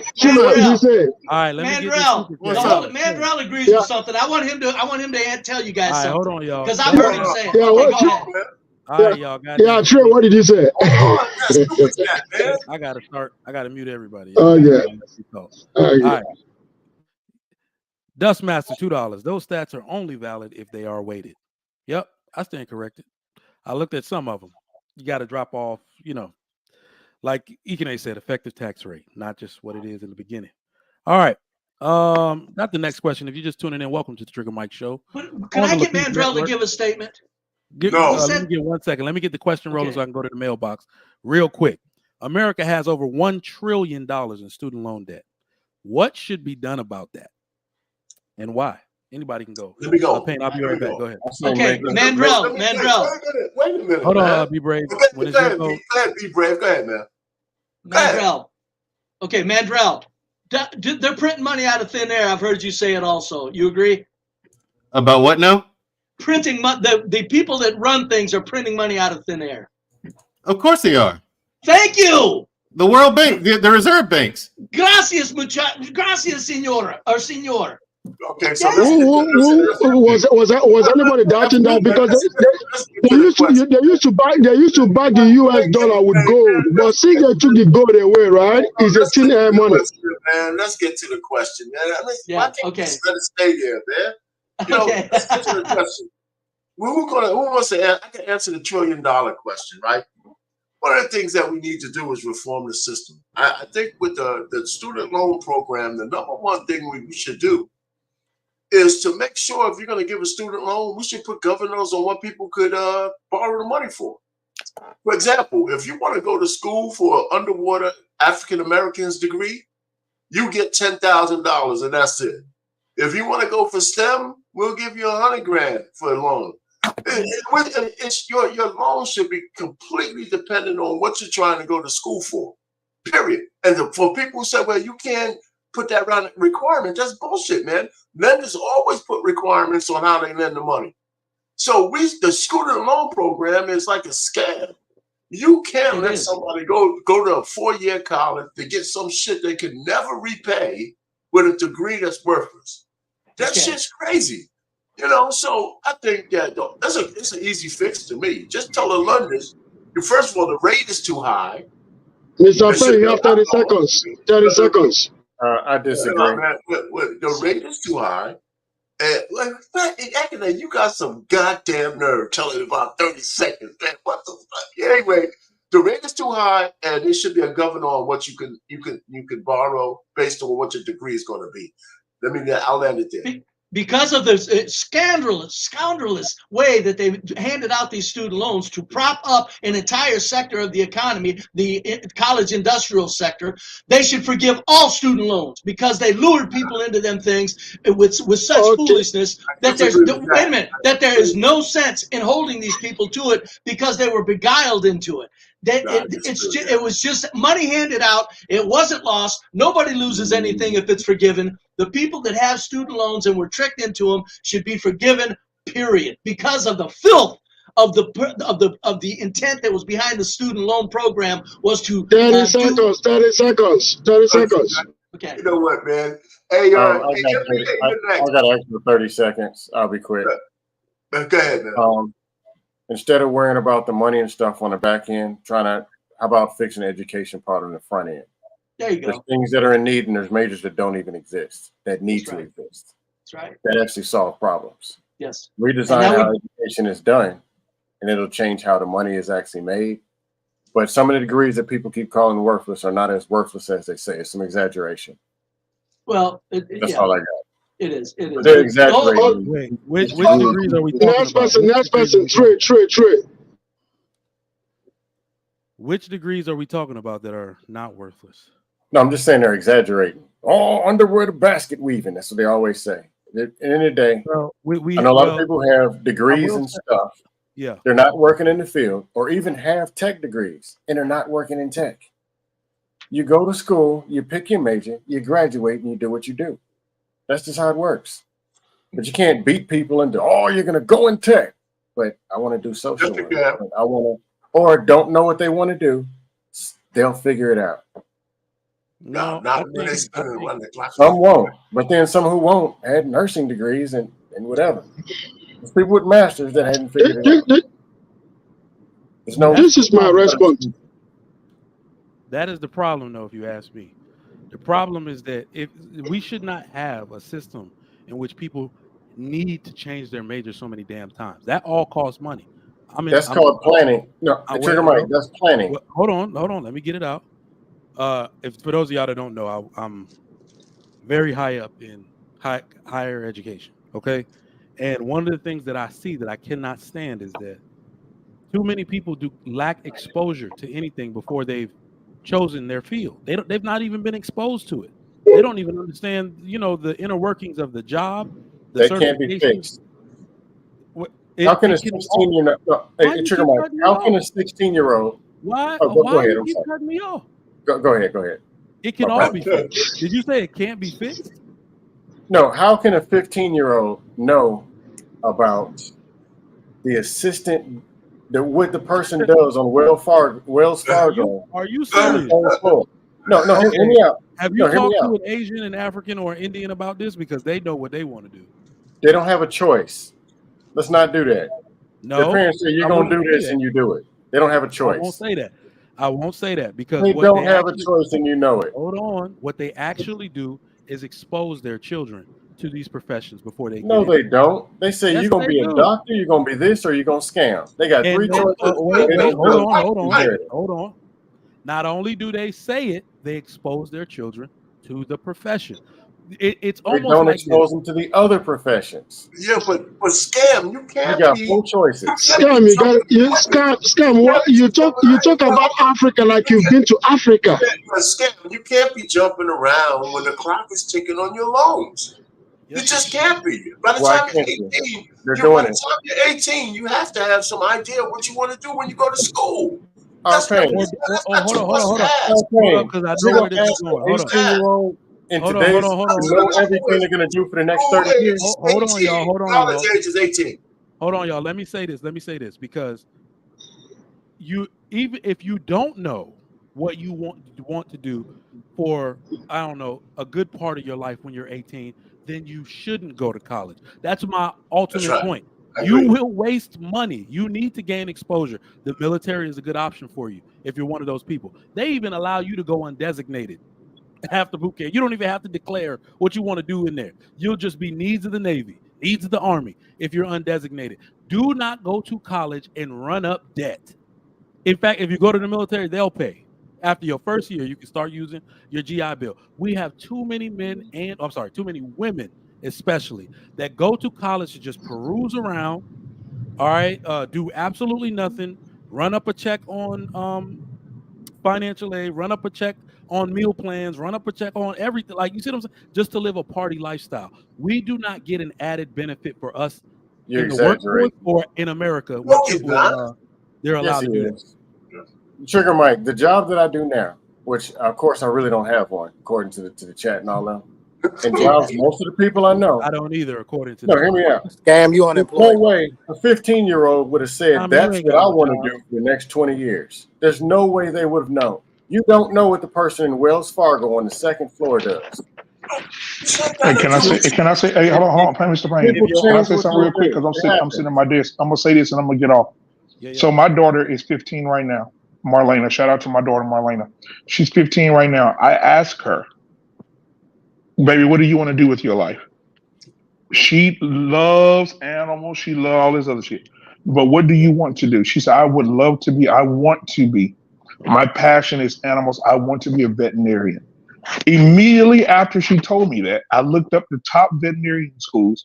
Texas A&M is number damn 1 or 2, I think it is. Soon as I found that out, now I'm scheduling a walkthrough of the school, the facilities, where they study, what they do. Because when she has that, then you have to show her what it looks like. This is the campus. This is where you'll be going, right? Because you got to know early, because you, like Mr. Payne said, you can't wait till you're 17, 18 years old to figure it out. That's procrastination. Then now you going to school just to do something, just to do it, and then you wasting money. Hold on, but I'm gonna be transparent. I'm gonna be transparent with you though. My oldest daughter, she's 20. I asked her the same thing in the 10th grade. This is where parenting came in, that where I feel like I failed a little bit. At 15, I asked her, "What do you want to do?" She said, "I don't know yet. I want to figure it out." I said, "Okay, when you make your decision, I'm gonna be here for you. We're gonna make it happen for you." That's 10th grade pass, 11th grade. Baby, what do you want to do? I haven't figured it out yet. Her senior year came. What do you want to do? She said, I think I'm gonna go to this school. And she just hopped into a school. She went there a year. I can't do this no more. School not for me. And I wasted my fucking time and my money. I will not do that no more. Black man, I agree with planning, but my thing is this: how does a person get to be the person who's working on the 3rd floor, or the manager of TGI Fridays, or the corporate manager? What I'm saying is there are people who are thinking they want to do something at 15 and it's different at 20. Or when they get into it, they say, no, I want to do something way different. And they go and they become successful in something way different. Nobody at 12 says, I want to actually be. But you know what the difference between us is? You don't know what them fields are. Right, but you know what the problem is though, Scam? We prolong adolescence. We talked about this yesterday. We treat our kids like we treat our kids like kids all the way up. Them Indian people, or they got internships right now in Dallas, Texas. If you go into a church called Friendship West Baptist Church, they have a program called Ignite where they send boys and girls in the summertime to work in corporate America side by side with people who are managers, people who are CFOs, and they put them in those positions and they pay them $15 an hour. They have an intern program for kids that are 15, 16, 17 years old. And they put them in position to see these things so they can have an idea of what they want to do with their life, because so many kids are working at Kroger's when they get out of school. Right, that's exposure. What I'm saying is most of the people that are 17, 18 years old right now don't have the exposure. Well, the jobs that they're doing, or even some of us on this panel, are not doing the same thing we said we wanted to do at 16, 17. But Scam, those Indian people you were talking about, they're more successful than us. Well, let's hold on for a second. Justo, I hear what you're saying, but we got to stop using words as mostly. I mean, there's reasons why a lot of kids ain't prepared. That's one of the issues we have, but they should be prepared. Listen, my daughter wanted to be an architect. It's not realistic. Let me just say, why? If you got parents who have a plan, let me just finish this. My daughter wanted to be an architect. My daughter wanted to be an architect at 9 years old. I asked her to spell it, right? She's 24 now, and she's an architect. She graduated summa cum laude. So my thing is, she never wavered from that. And I don't know why she got it. I certainly didn't. What I did, though, is I automatically started giving her things for what she wanted to do in the architecture field. Exactly what I'm doing, bro. One of the issues let me just say this, I'm landing. One of the issues I agree with you with, and it's indicative of our community being fractured. If you got a 2-parent household and you got children, they should be prepared by 18. They should be prepared. If they're not, I can dig it. But they should be prepared to have at least a direction, because it costs too much money to send them to college for thousands of dollars to go out the window. No, my point is this. Most people on the panel right now are not doing the same thing that they said they were going to be doing at 18. That's what I just said, though. But Scam, because my mother and father, they didn't prepare me like I'm preparing my daughter. They didn't. Black man, I support the preparation. I'm saying is there are people, real people. We can see. You can't say the Indians and Asians because they don't give them a choice. Let's be real. And I think that works. That's exactly why they're more successful, because they don't. They're more successful than we are. Exactly. You know what? Try telling that Indian farmer. Y'all just want slaves. Let's just be real. Trey, hold on, Trey. Our 18-year-olds are listening to Sexy Red and partying and ain't got no money working at Kroger's part time. They over here are dentists and lawyers and doctors, and our 18-year-olds over here fucking off at Kroger's and fucking off at fucking Dollar General. Getting girls pregnant. Sexy Red. Well, let's go round the horn. Let's go round the horn. Let's go round the horn. Go ahead, man. Go ahead. You said you want to say something about this. Go ahead. Yeah. I've been listening to you guys forever, man. But this is what I'm trying to say. 20 seconds. I have been. Go ahead, man. I told you, don't let that motherfucker speak at my funeral. He speak at my funeral, man. People gonna start walking out. Go ahead, brother. Go ahead, man. Go ahead. Okay. So, you see, sometimes I see people make fun of me in my vehicle. And then I look at them, I'm like, some people are just out of their damn mind. I have a transportation business. I have an engineering company in Nigeria. I have a clothing line. And also sometimes I contract with Uber, right? And then people say, oh, he's an Uber driver. I laugh at them because my contract from Uber alone pays me $300 minimum a day. I make additional almost $400 under my transportation name, right? So in a month, in a week alone, I make almost $2,000 to $3,000 that Uber contract with me, right? That's not even my own money. That is not even my own transportation company. So sometimes I see people make fun of people of something that they do that make them too much money. And it tells me how naive some of us are. Because those people that are making fun of people don't even make $300 a week. Some of them don't even make $500 a week. What you make a week is what I make in half a day. That aside, some of us came from families where our parents tell us, this is what you're going to study. They didn't say one thing. They gave us 5 things. And in that 5 things, guess what we do? Or what we did? We pick out one. And they focused, less focused on us. From childhood, bringing up after school program, all the way to university. You see what I'm saying? That is why you see the difference. Whenever you bring democracy into your family, when it comes to raising your kids, you are bound to lose those children. Because family is not democracy, it's a dictatorship. Dictatorship in my family is why most of us, even in Trigger Mike's family, is why most of us came out good. Because you don't raise kids by choice. You don't give them choice. You tell them what to do and they do it. And it's working perfectly. Hey, go ahead. Hey, AP or Lou, what? I guess you were up first, AP. Go ahead, man. You got something on the topic?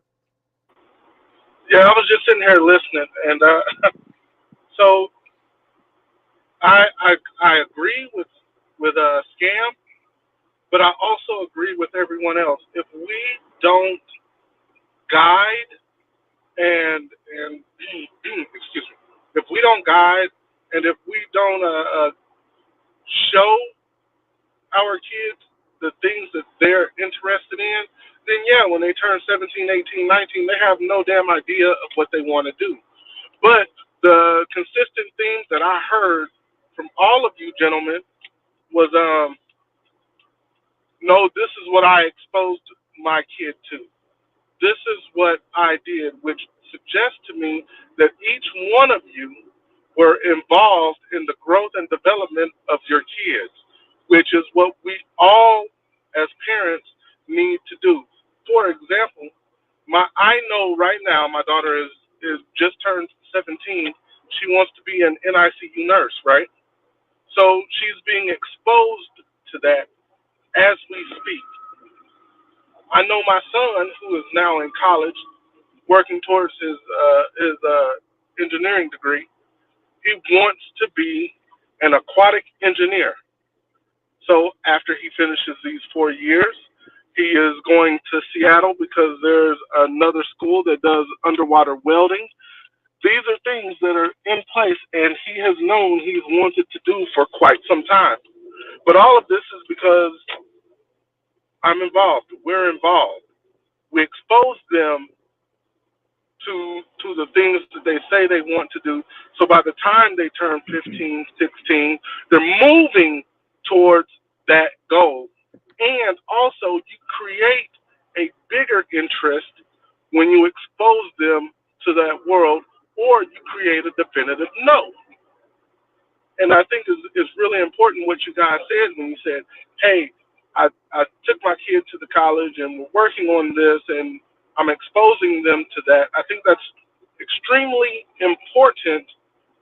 That way they know exactly what they're moving towards, and you're not wasting money by switching to 4 different majors while you're in college and not really getting the experience that you need. So I completely agree with both sides of it. It's just that there is a caveat to it. And just one quick thing, and I know you guys are past this point. When you guys were talking about loaning money, I don't know the guy that's in a mask or something. I don't know his name, but I completely agreed with everything that he was saying regarding the loaning money piece. And I'll end right there and let you guys continue your conversation. I appreciate Mike having me up. You got it, Lou. Go ahead, Lou. Go ahead, Lou. Let me say this real quick, Black. Yeah, I'm finna get off. I'm about to drop. What's up, Lou? What's up, Lou? Hey, I'm gonna say this, man. Today, in today's society, in this country that we live in, kids, and I'm just gonna be frank. I'm gonna be honest and straightforward. Kids are fucking lazy. They're fucking entitled. They don't want to do shit. They don't want to go nowhere. And you, as a parents that are listening to this right now, you have to, for some kids, not all, because some kids are determined, but some kids, you have to put your foot in the ass in order to get them to get up and do something. If you don't, they're going to turn into the same motherfuckers y'all complain about on these panels every day. Oh, yeah, what about Pookie and Ray Ray? Oh, they're going to turn right into the motherfuckers that you complain about when you talk about give them a choice. If you have discernment as a parent and you know your son or your daughter is lazy as the fuck, you need to, as a parent, control the narrative and give them options. If your ass not going to school, you're going to the military. If your ass not going to the military, you're going to get a trade and get you a job. But either way it goes, you got 3 fucking options, and these are the options. You need to pick one, and we need to work toward it now. And you need to start telling them in 9th grade, 10th grade. So when they get their ass graduating high school, they have a place to go. This is what we need to do. Fuck all this. You gotta, make your decision. Do what you need to do. It's on you. And then, like Scam. I love Scam to death, but Scam talking about we want slaves. Fuck no. We want kids that are successful who is adding to the country and not taking from the country. They're adding. God damn it. John F. Kennedy said it. Ask not what your country can do for you, but what you can do for your goddamn country. If you are living in the United States of America and you want your kids to be successful in this great land, they say that it's so great. So we don't want no slaves. We want successful children that don't take away. Shit. Bro, man, it piss me off. All right. I don't know where Lou went to. Go ahead, MBA. I think you're up on this question about the loans. I think we should do nothing, because the fact is most people in this country don't have the appetite to do the things necessary to fix the country. There are things that just have to be done. Budgets have to be cut. Things have to be just done, and people just don't want to do it. People are so used to getting what they get every day when they wake up, and nobody wants to do anything that will actually help America. So the trillion in debt, listen, you chose to go to that school. You chose to sign that loan paper, or your parents did. Okay? Nobody put a gun to your head and say you have to go to Louisiana Tech or you have to go here or there. You chose to. That was the decision you made. And now people who went to a trade school and got a job, or people who work at McDonald's or Burger King, their tax dollars have to be used to fix a stupid choice you made. because you went to a place where you were unprepared to go, because you couldn't handle the workload. You couldn't handle the schoolwork. So now the regular Joes out here that work a regular job, we got to foot the bill because you went to a school that's $500,000 a year just so you can drink and have sex. No, the government shouldn't pay a dime for these people. Go get a job and pay back your own damn loans like the rest of us have to do. Everybody have to pay their own way. So why should regular people have to pay for kids going to schools that some people couldn't even walk on the campus? If you go to Harvard, why the hell I got to pay your bill? You chose to go there. You could have went down the street and learned how to be an electrician, and it would have cost you a lot less. But you wanted to go to that prestigious college. You wanted all of that. So since you wanted it, you pay for it. That simple. I agree. Okay. I agree 100%. But hey, be brave. I heard what you said, and I completely disagree with you in terms of paying back the loan. The government should not bail not one person out there. Forget that shit. Matter of fact, you should be looking for a job that might subsidize paying your loan back, and there's some jobs that might do that. But as far as paying back the loans, absolutely not. No. They were tricked. Many of these kids were tricked. The people that seen what they were given loans for knew, young man or young lady, you're not going to make 18 grand a year. We're not going to let you do 50 grand in a loan. You're not going to do that. That's what they did, wholesale. They let people that knew they weren't going to finish school, their grades wasn't an indication, they were just half bums, and they handed them these huge sums of money that went into the college industrial complex. But right quick, let me give my I am an electrician, I am a carpenter, but I want to tell parents out there, your main thing is for, and I didn't do any of them extensively, I just learned them and I can do them with my eyes closed. And I've never had to hire a carpenter or electrician. But listen, your main thing is, can your kid get up out of bed and get to work? That's what you're after. I am a bum. I got fixed. Bam, doctor, I don't want kids. I'm a bum. I'll quit a job to go golfing. What I did, and I never missed a payment, never missed a loan, never missed a mortgage payment, paid everything off early. But the point is, there are kids that are not gonna set the world on fire. So if your kid isn't gonna set the world on fire, what you need to do first and foremost is make sure that, as BMU was saying, your ass is gonna get up and do something. If your kid gets out of bed, he gets to a job, and he brings home his work and he pays his way, that kid's on the way to success. Don't worry about if he's pursuing a doctorate. That don't matter. Right now, he's doing what is humanly natural. He's paying for himself. That's what you're after. Don't fret over too much of the other stuff, because I know a lot of young men like myself. We were bums, but we knew we had to pay for ourselves. But we just played a lot, and you know what? We didn't run up bills like houses we can't buy, cars we can't buy. We just didn't. We just lived folks, I'm not kidding you, man. I lived a stress-free life. I'm not kidding you, man. I mean, it was no worries anywhere. And no, because I wasn't worried about wealth or anything.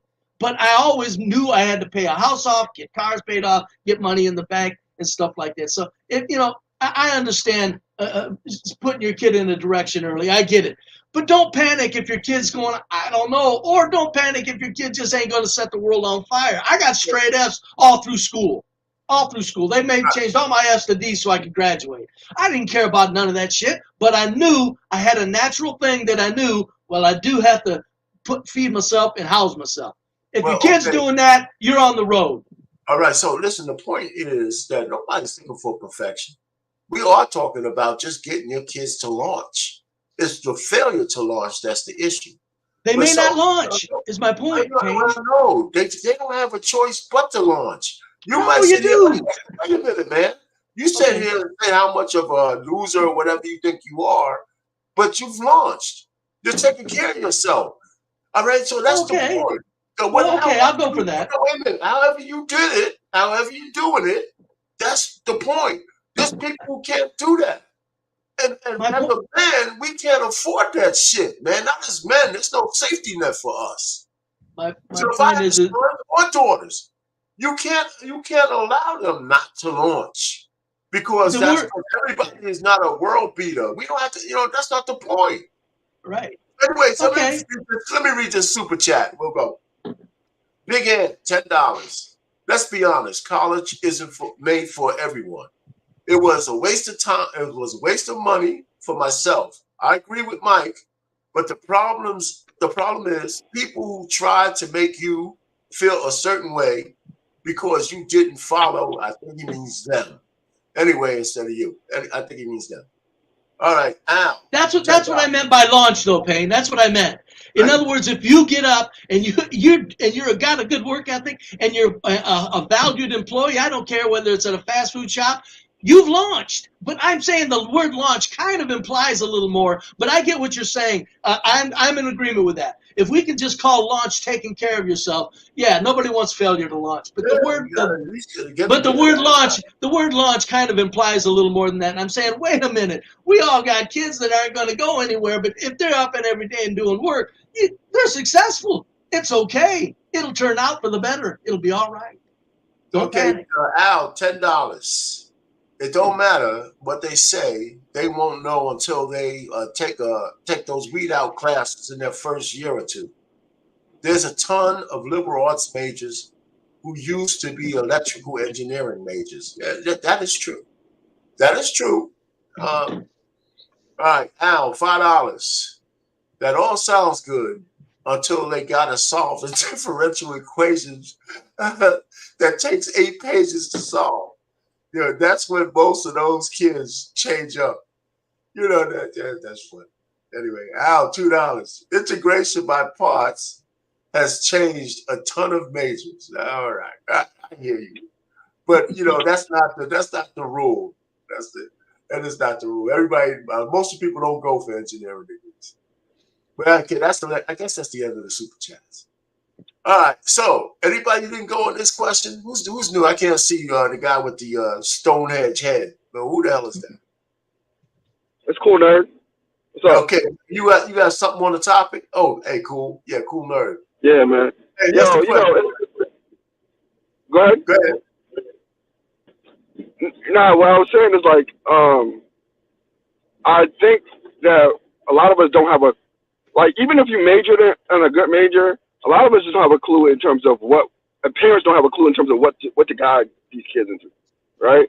So we talk about you got to do certain guides. You go take them to colleges and tour the colleges. That's cool, but what are you gonna do when they're in college? A lot of students just don't understand, right? And I know this every day because when I go and I recruit, from where I work, man, sometimes I talk to these kids and they're seniors and it's not students who are going to like community college. There's students who are going to like prestigious colleges, Harvard, MIT. Some of them going to Georgia Tech. Some of them going to Stanford. I talk to these students, and guess what? They're seniors, and I'm like, so how come you didn't do an internship? Well, I don't know. So how do you expect to get a job if you ain't never do an internship while you was an undergrad? What professors how come you're a senior in college and your resume still says you worked at a hotel for the summertime, right? And you're trying to be an engineer. People aren't guiding these students the right way. That's a big problem. That's a big issue, right? Step one is to get into college. Step two is what is the critical thinking? Did you develop a path while you're in college? It's not just get them to school. So let me add to that. Let me add to that real quick, because not only is that very true, the colleges are failing the students. Colleges become a money grab. The way I see it now, and the way I run my program at the college that I work for, the students have to be involved in some type of externship activity or internship activity where you are doing something. You are encouraged to go volunteer. These people will give you certificates. They will give you job placement experience, letting you know how to tailor your resume to let them know what you've done. That is all jobs care about. What have you done? You keep trying to tell them what you will do, but remember, somebody that's interviewing for that same job will come behind you and tell you what they've done. They make it sound like they are the job, not the person interviewing for the job. That's the difference. If you've ever been upset, wonder why you didn't get called back, wondering, or this is discrimination, whatever, whoop-de-whoop. No, there was somebody whose resume jumped off the damn page every time. There's always somebody like that. And it's because they spent their time, their spare time, their free time, their weekends learning that damn job inside and out. That's what most of the people in college need to become, or don't go at all. So and then another way they fail them is this. So when they do their resume, like for example, I was talking to a woman a few years ago about her resume. Now her resume, it says like the basic stuff, like mind you, she's like a sophomore in college. So her resume still says like I worked at Burger King or Wendy's or whatever on her resume. And I was talking to her about what she was doing. I'm like, have you done any projects? Like, you know, like you can put something on your resume, right? And she was talking about how she invented by herself a wearable biomedical device. And I said, why is that on your resume? Well, my college said that wasn't a real job, so not to put that on my resume. This girl could have got the best internships in the country because she's doing that kind of work. But because her college said, nah, well, only put the jobs, official jobs, like working at a hotel or, you know, which aren't bad jobs, but for the major she's going for and what she's actually doing, no, you got to put the best of your best on there. And the colleges are failing them in that aspect. Colleges are not only are you right, let me tell you how you can do that for college and the job. So here's how I got my first director position. And when I was still working in the hospital, okay, I was up for a director of risk management promotion, but a bunch of my colleagues were also in there. So a few of them trying to pick my brain, like, oh, so, you know, it seems this is what I'm going to do. I'm going to solve a problem in the interview.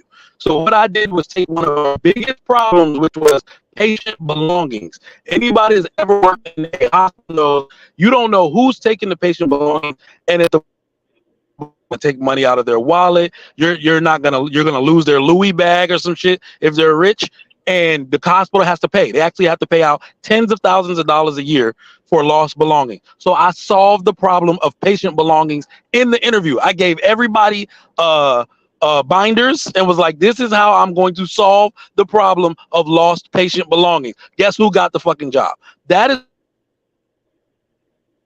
you dropped out, Mike. But you know, it's funny that you mentioned that point because I did a similar thing in my interview for my promotion on the job as well. Instead of listening to these stupid questions, I came in with a presentation on how I would solve all of their issues, or at least how I would go ahead about tackling all the things they needed to have tackled. So, and that kind of changed the way people interviewed after that. But you know, so I hear you. And sometimes, man, cool nerd. You know, some things you can't teach. Some things you gotta, you know, some people just have to be self-aware. Like when I was in engineering school, when I hit junior year, I knew I had the internship, but nobody told me that. You know, nobody, I don't know where I got it from, but I said, we can try to get a job in my field. And I worked for Exxon in my summer of junior year, you know, and they put me in charge of this apparatus for distilling some chemicals. And shit, you know, I had a few things like that. Almost blew up the factory, but it didn't happen. You know, but that was another story. But you know, so but I don't know where it comes from. So even that sister who had that invention, I mean, she should have just known what the hell what the school said. I'm taking credit for this shit. You know? Yeah, but you gotta understand, if you like, all right, so if you're being misguided though, that's different though, right? So if you know, like, let's say you do put it on your resume, and they're saying, and they're telling, and the people you're going to are supposed to have the best interest in mind, and they say, hey, if you want to get a job, don't put this on your resume, and you don't know any better, you're just gonna do it. No, when I hear you, and this is a point I'm gonna make. Throughout life, we're gonna have naysayers all the way through. There's gonna be. I mean, you never had anybody tell you some shit that they you know you might respect, but they were wrong. It happens, of course. You know, so that's what I'm trying to say. You know, when I hear you, but it's a different. You know, she trusted. I'm not arguing your point. I'm saying There's people who would have heard that and would have still said, I'm putting this shit on my resume. I hear you. It's true, but what I'm saying is, though, I hear you, but what I'm saying is, though, I'm not talking about whether that student should have done it or not, because I think they should have put that on her resume, right? And eventually I told her to put that on her resume and come back. She came back to me like an hour later and gave me that resume, and she got an internship. But the thing about it was, if, like, I'm paying you to give me the best information. And she didn't go to a rinky-dink college. I'm not gonna tell you what college she went to, but she went to a very prestigious college. So you know what I'm saying? So I'm not paying all this money for you not to give me the best advice, right? It's a difference between your cousin or somebody in his panel said give you advice and you don't want to listen to it. That's one thing. But if I'm going into $100,000 in debt, you better sure damn be giving me the best information I need. But sometimes it's a bad assumption, even no matter what. So anyway, but I hear you. We're not arguing. We're in agreement. So, but Metro, you have anything on this topic about the student loan debt? Well, the thing is about student loan debt, it's a racket. It really is, because colleges get far more money in endowments from the government and from donations from alumni members that they don't even have to charge tuition for anything. Just with the endowments they get from the government alone, they have more than enough money to pay for all their bills, teachers and staff salaries, and the whole nine. They honestly have no reason to charge tuition at all. It's so. I mean, no. It's a 4 year. Hold on. For prestigious, he's right. For prestigious universities and state universities, they don't need to charge tuition. Right. That's what I'm talking about. For a regular university, for the average college endowment is less than $100,000. Okay. Well, here's the thing. I'm talking about state universities. So say you're from Alabama or Georgia. You went to Georgia State or Alabama State or Alabama A&M. Okay, that's different. You know what I'm saying? 4 year actual universities, the vast majority have no reason to charge tuition at all. So it's a racket. And what they're doing with the money, the colleges tell you they don't know. They'll tell you they don't know. Mandrell, do you want to know? You want to know what point that brings up? What's that? Because they people who shouldn't be going to college are the ones who usually take out the loans. They take out the most loans, meaning they're not even smart enough to be there. If they were only going to use their endowment and alumni money, they would have to be more selective. That means people who can actually do the work of a doctor and an engineer or a nurse or all of these other programs, they would be so selective that their graduation rate would be 95% plus. Right. But it's people who want to go to college because they're the first person in the legacy to go to college and their dad was a cab driver. But these kids shouldn't be in college, so they got to take out a bunch of loans because they couldn't get a scholarship. Yeah, but here's the thing. When you do that, you walk a very fine line because now you're taking away people's freedom to do so. You shouldn't have the freedom to run up debt you can't pay back. You shouldn't have the freedom to do that. I got you, but here's the thing. If you do that, now you're talking about changing the country. The culture of the country. Because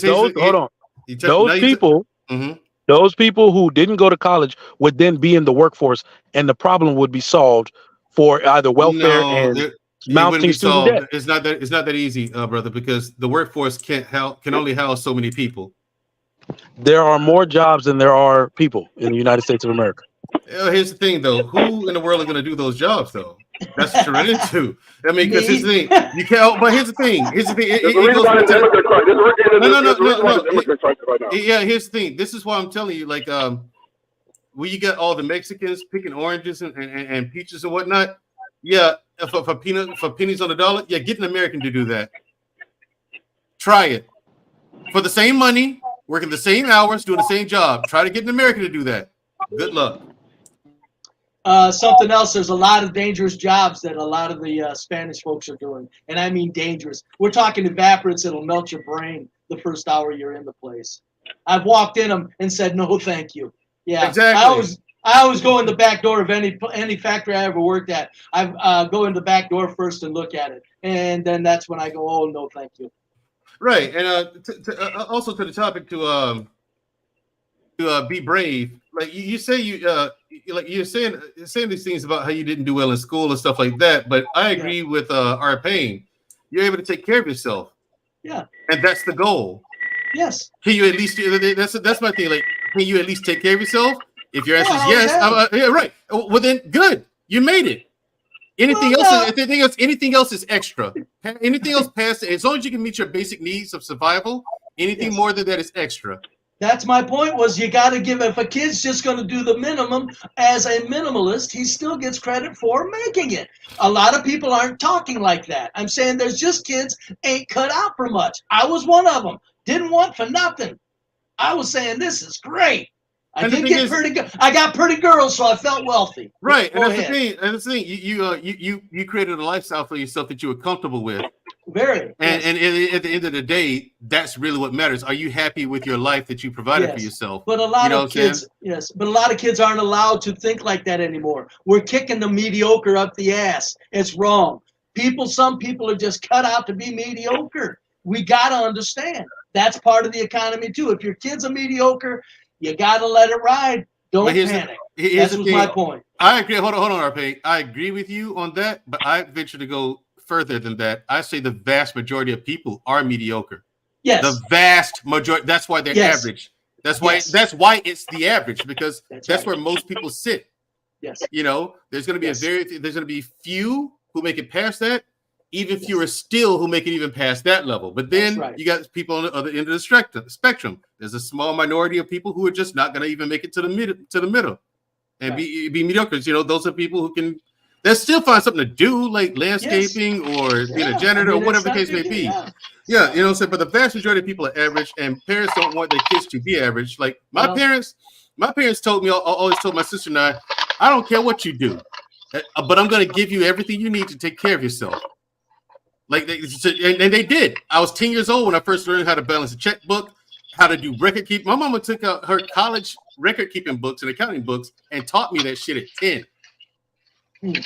How to balance a budget, how to create a budget, you know what I'm saying? The whole 9 yards. They started my lessons at 10, you know, and kept up with them my whole life, you know. So it depends. Largely, it depends on the parents and what and the knowledge that they have that they can pass on to their kids. Right. And if they don't have any knowledge to pass on to the kids, that kid is in trouble. That's right. You know what I'm saying? Because they don't. The kid. It goes back to the thing where they're saying about colleges. And Arpain saying he figured out that he needed an internship. But the thing is, Arpain, is that if no one tells you, then you don't know what you don't know until you need to know it. You, on the hand, I think you just got fortunate to be able to figure that out. I assume you have an above average intellect. Yeah. You know what I'm saying? But I'm just saying, because most people, they just don't know what to do and they get stuck right there. I don't know what to do, and they just get stuck. That's I hear you. But the point is, people figured out like you did. But no, well, yeah, I hear that, but I don't consider myself anybody special. The point I'm trying to make is, as a parent, if you have children, you're together. Even if you're a single parent, it's where you set the bar. You don't set the bar at low expectations. No. You know, that's what I'm trying to. That's where I think I'm not in disagreement with what you guys are saying. Is if a person's going to go down to the lowest level of expectation, they can do that on their own. But that's not where I'm gonna set the bar. You never set the bar low. That's one of the problems in the black community. You got low expectations. One of the problems with black men. They got low expectations. You know? It's not only that. So, it's that. Hold on 1 second. Is that also kids are not taught how to take a loss? Like you look at Be Brave. He created a life that was decent for himself. He's comfortable. Fine. You know what I'm saying? And you and I agree that, okay, look, if that's as far as you can go, I have no qualms with it. I don't think you're a loser. Good. You're not living in your mom's basement. Thank God. You know what I'm saying? So I got a lot of good offers. I got a lot of good offers. Okay. Let's not understand this. Right. I turned them all down. I said, no, thank you. I am stress free. I have lived the most stress free life a man has ever lived. And there you go. And there you go. That's a part of it too. How much stress you want in your life. But you know, people aren't taught how to take losses. People aren't taught, like, okay, if you lose or you come up short, bounce back. How to bounce back. How not to let it get you depressed and get down. You know, we're not taught that. Let me say this, because it's not about, like, especially in this particular. This is what the women do. They will say black men are victims of low expectations, as if black men have always been that. When black men came from two-parent households, go look at the proportion of them that were excellent versus their peers. It was the same or higher. That's why you have, when people come from an impoverished land or situation, but they manage to stay together and create a family, those children tend to have higher expectations than their well-off peers. They tend to be more excellent than their well-off peers. They tend to be more driven than their well-off peers.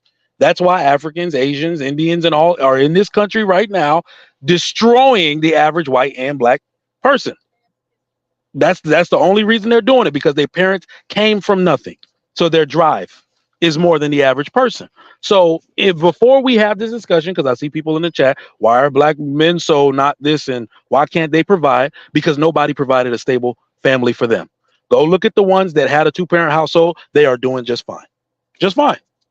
They are out here, they're living, they're creating exactly what their parents prioritized creating for them, and then some. So I'm done with that conversation of people acting like black men are inherently lower value than any other man. A black man who came from a stable family situation will create that for himself. And that's a Well, fact. you know, Because, the context that I said it in terms of the present day context of where most of the black men are getting fed into the well, too many of black men are getting fed into the economy from their parental situation. I just don't want to mention women. I mean, you know, the boys that we're raising into men are lacking based on what you just said here in America. And that's why the immigrants are kicking our ass. And all the Democrats are letting more come in. In 5 years, all of these assholes that they just brought in will be running those communities that they're putting them in. And all black men and women are going to be behind these guys in power and everything else. So, you know, we need to get off that shit. So I agree with you. How do we get it back? And this is one of these kind of things. The people who are intact have to raise their expectations for everybody, for especially the black men. We got a whole bunch of guys who. Well, I'll also say this. I don't know where it's going to come from for people who didn't have the example, but somebody said it. It is very true. Being mediocre and average is why I don't like the Ebony K. Williams thing. I really don't. This is why women have never been in power. Women tend to beat people down when they're above you. I think the men, especially men that are excellent, understand that the average is mediocre. The average is average. It will always be average. If everybody is elite, then no one is. What people don't really understand about excellence, and those of you that are on the panel who have advanced, not even just in education, only women think advancement comes from education. Some of y'all did not go to college and have lived excellent lives simply through work ethic and getting education through other means, whether it's financial instruments, whether it's real estate, whether it's construction. Men know that men, in fact, most men that are excellent didn't go to college. Or just figure it out. It seems like. So or just if you really want to, yeah, through the military, 30 years, and then doing whatever you do, consulting, men are excellent in a variety of ways, not just formal schooling. But the one thing we can all agree on, I hope, is that mediocrity is standard because excellence is stressful. For some reason, we have told people that it's easy to get here and everybody should just be here. Excellence is stressful as shit. If you knew what I had to do to get where the fuck I'm at, most people would be like, nah, I'm good. That's why most people want. Dude, I'm trying to tell you, holy shit. Like when I think about the stuff I did in the army, holy fucking shit. Like I mean, like if you'd have told me a year before I did it, I'd have said, Mandrell, tell me you haven't. Exactly. Tell me you haven't heard this speech before, though. Because, you know, being the eldest child in a Nigerian family, this is every dude who is excellent has heard some version of this before. To get what nobody has, you got to do what nobody's willing to do. That is the creed for my life. I always do. Like literally, I will watch any situation and say, how do I come out on top? I will listen to everybody say what they won't fucking do, and that I'll go for that very thing. I'm shooting to do that very thing. Tell me that is not. Most people ain't doing that shit. They've already told you they're not doing it. That's a fact. I don't get paid enough for this. Y'all ain't doing that shit. That is the very thing I will go do for free. The very thing I will go do. Most people not doing that. So like, you know what, people, this is the thing, right? So like, if you ever listen to like Kobe Bryant, one of his last speeches, he was talking to, he had an interview with Patrick B. David, and the one thing he said, look, hey, I'm getting to the gym at 3:30 in the morning every day. Like, if you're not getting in this gym before me or at 3:30, then you ain't gonna be on my level. I'm gonna beat everybody behind me. He's willing to do that. The other NBA players is like, I'll try to work out with him. Nah, they try to get in at 9 o'clock, 10 o'clock. You know what I'm saying? That's why he was that much better than everybody else. Because he had to do exactly what you said. He had to do what no one else was willing to do. You know what? Let me respond to this because hold on. It said Margaret Thatcher. Now I'm not going to comment on Kamala Harris, and I know very little about Benazir Bhutto. But do you know what? Why Margaret Thatcher was very popular with the men in her party for a certain amount of time? You know what she was willing to do that no other women was willing to do? She was willing to go against the sisterhood. Margaret Thatcher was essentially a man. Margaret Thatcher was a puppet. She was a puppet that was told to do what she did. I was going to say, but she also gave the finger to the women's liberal movement party. Like, who the fuck you think you is? You think I'm going to give you power? She was like, F y'all. If you don't deserve it, you don't get it. Yeah, she was like, I'm not about to give women. She was assigned to give them the finger. Don't give her too much credit. Anybody that high up,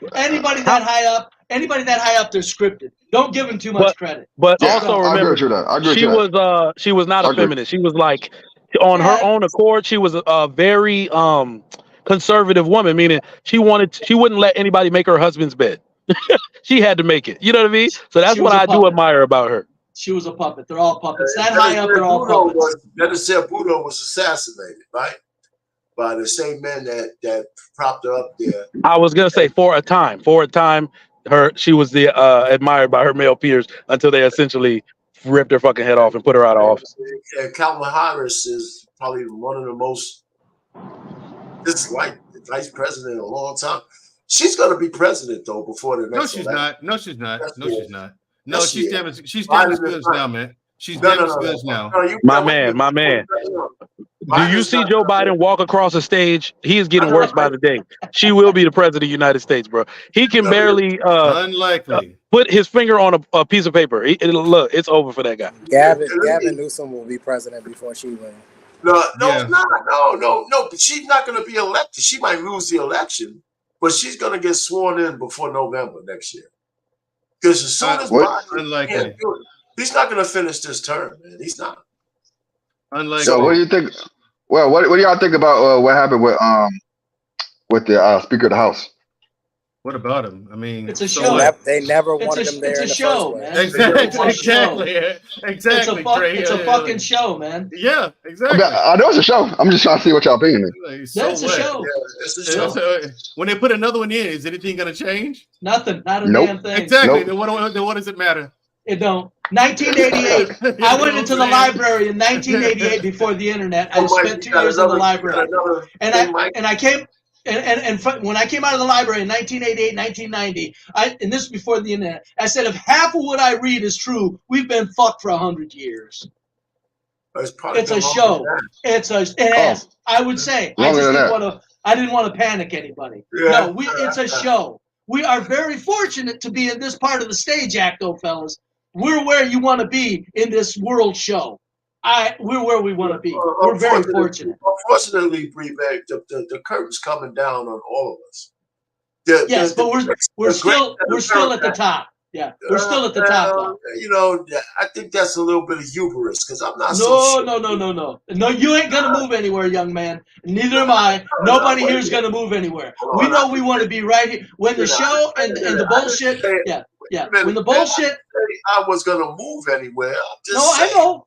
I got you. I'm just saying it's far and above where we're at is where any human wants to be because it's all bullshit. We know it. But in a bunch of bullshit, this is where you want to be in the bucket of bullshit where we're at. At the top of the shit, I can dig it, man. You know what I'm saying? I hear you. We're lucky. We're lucky. Yeah. If you're gonna be in a shit box, at least be at the top. That's where we're at.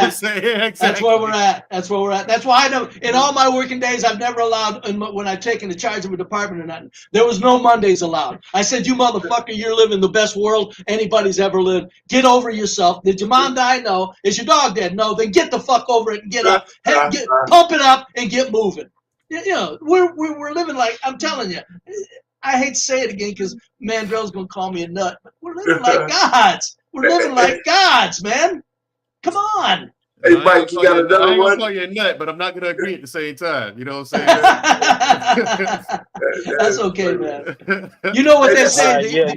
The older somebody gets, the more wiser that the older ones become. Yeah. All right, let's chop it up.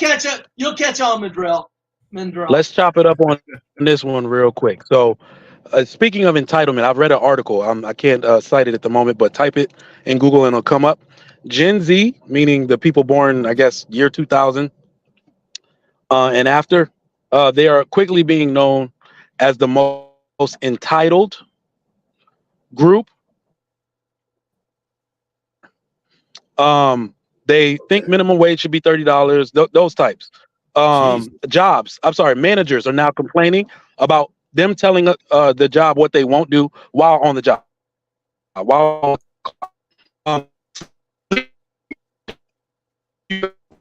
Oh, you're breaking up, brother. You're breaking up, man. We can't hear you. What can we do about that shit, and how do you think they got that way?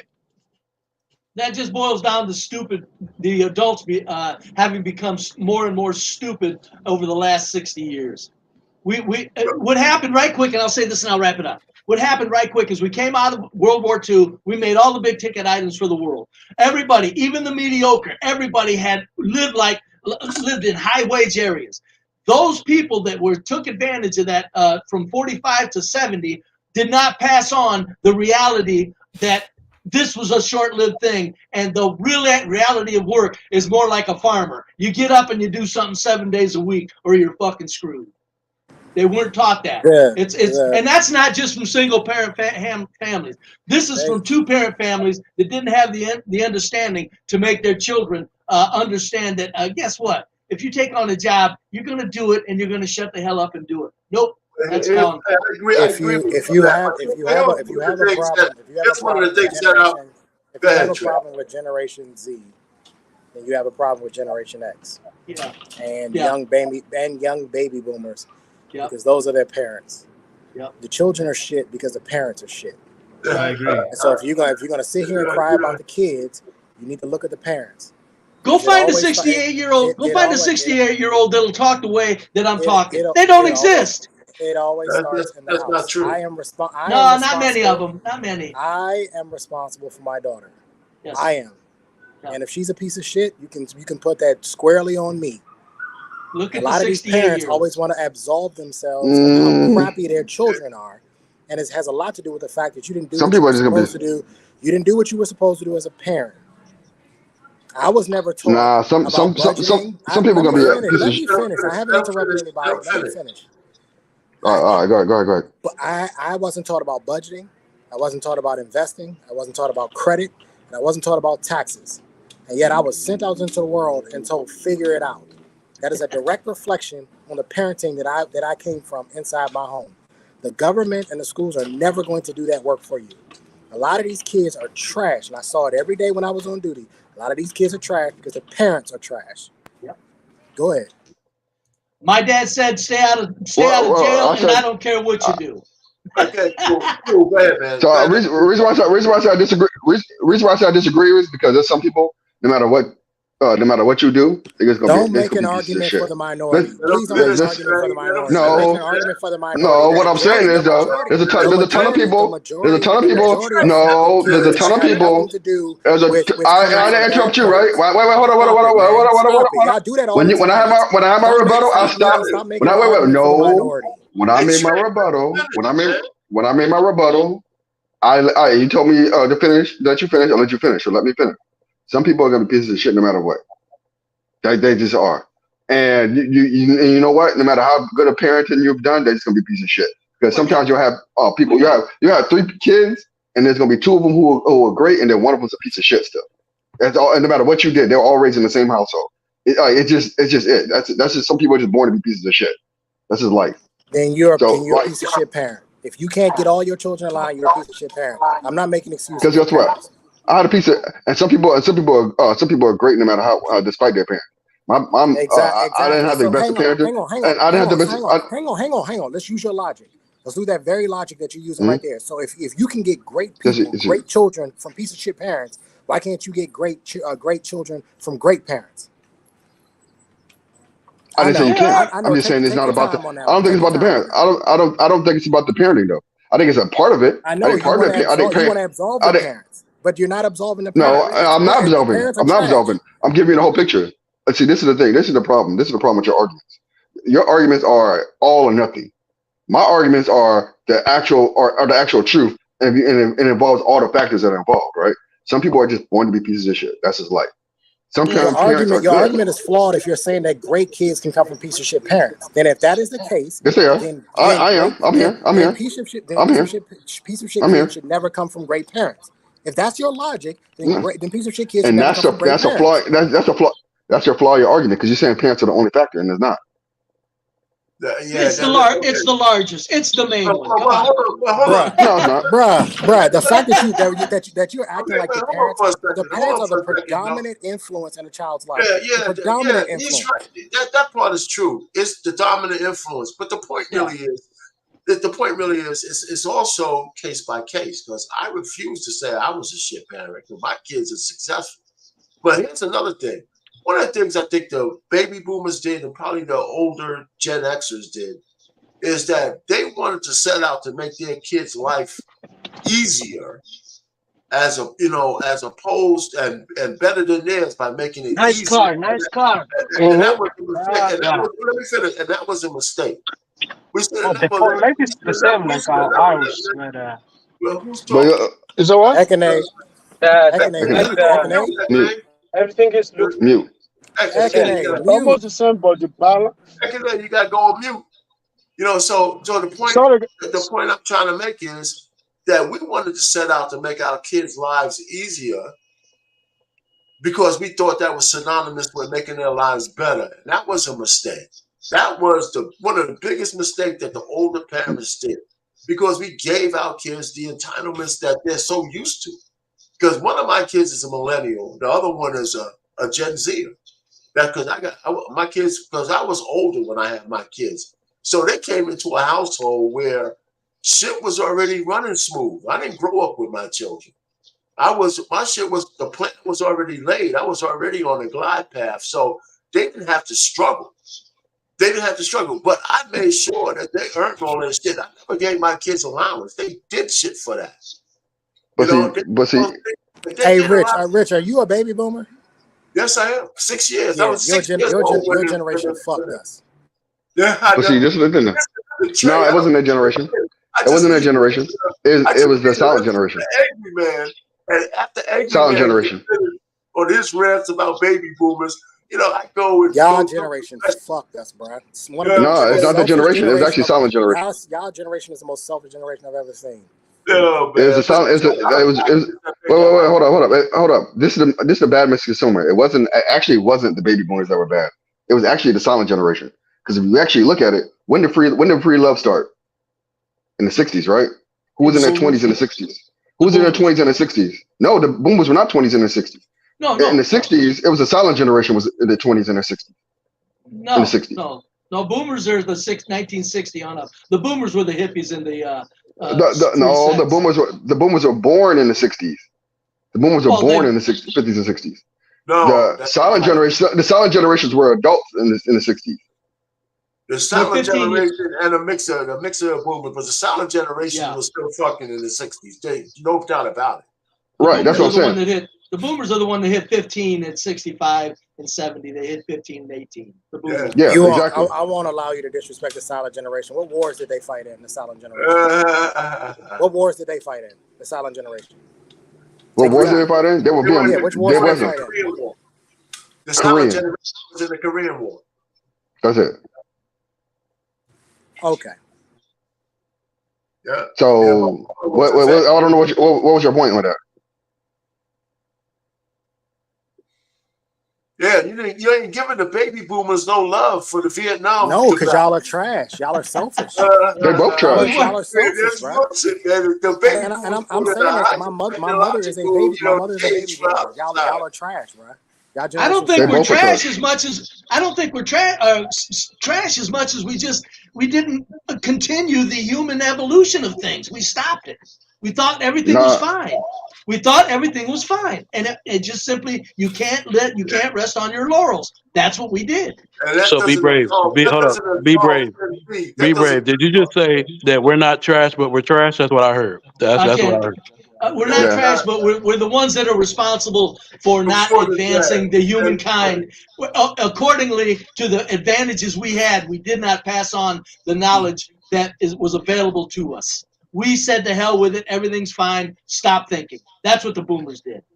I'm gonna have to correct that. I'm gonna say the silent generation, because silent generation after World War II had a big economic boom. And they did the same thing the boomers did. So I'm gonna say it's boomers and silent generation. How many people in the silent generation fought in World War II?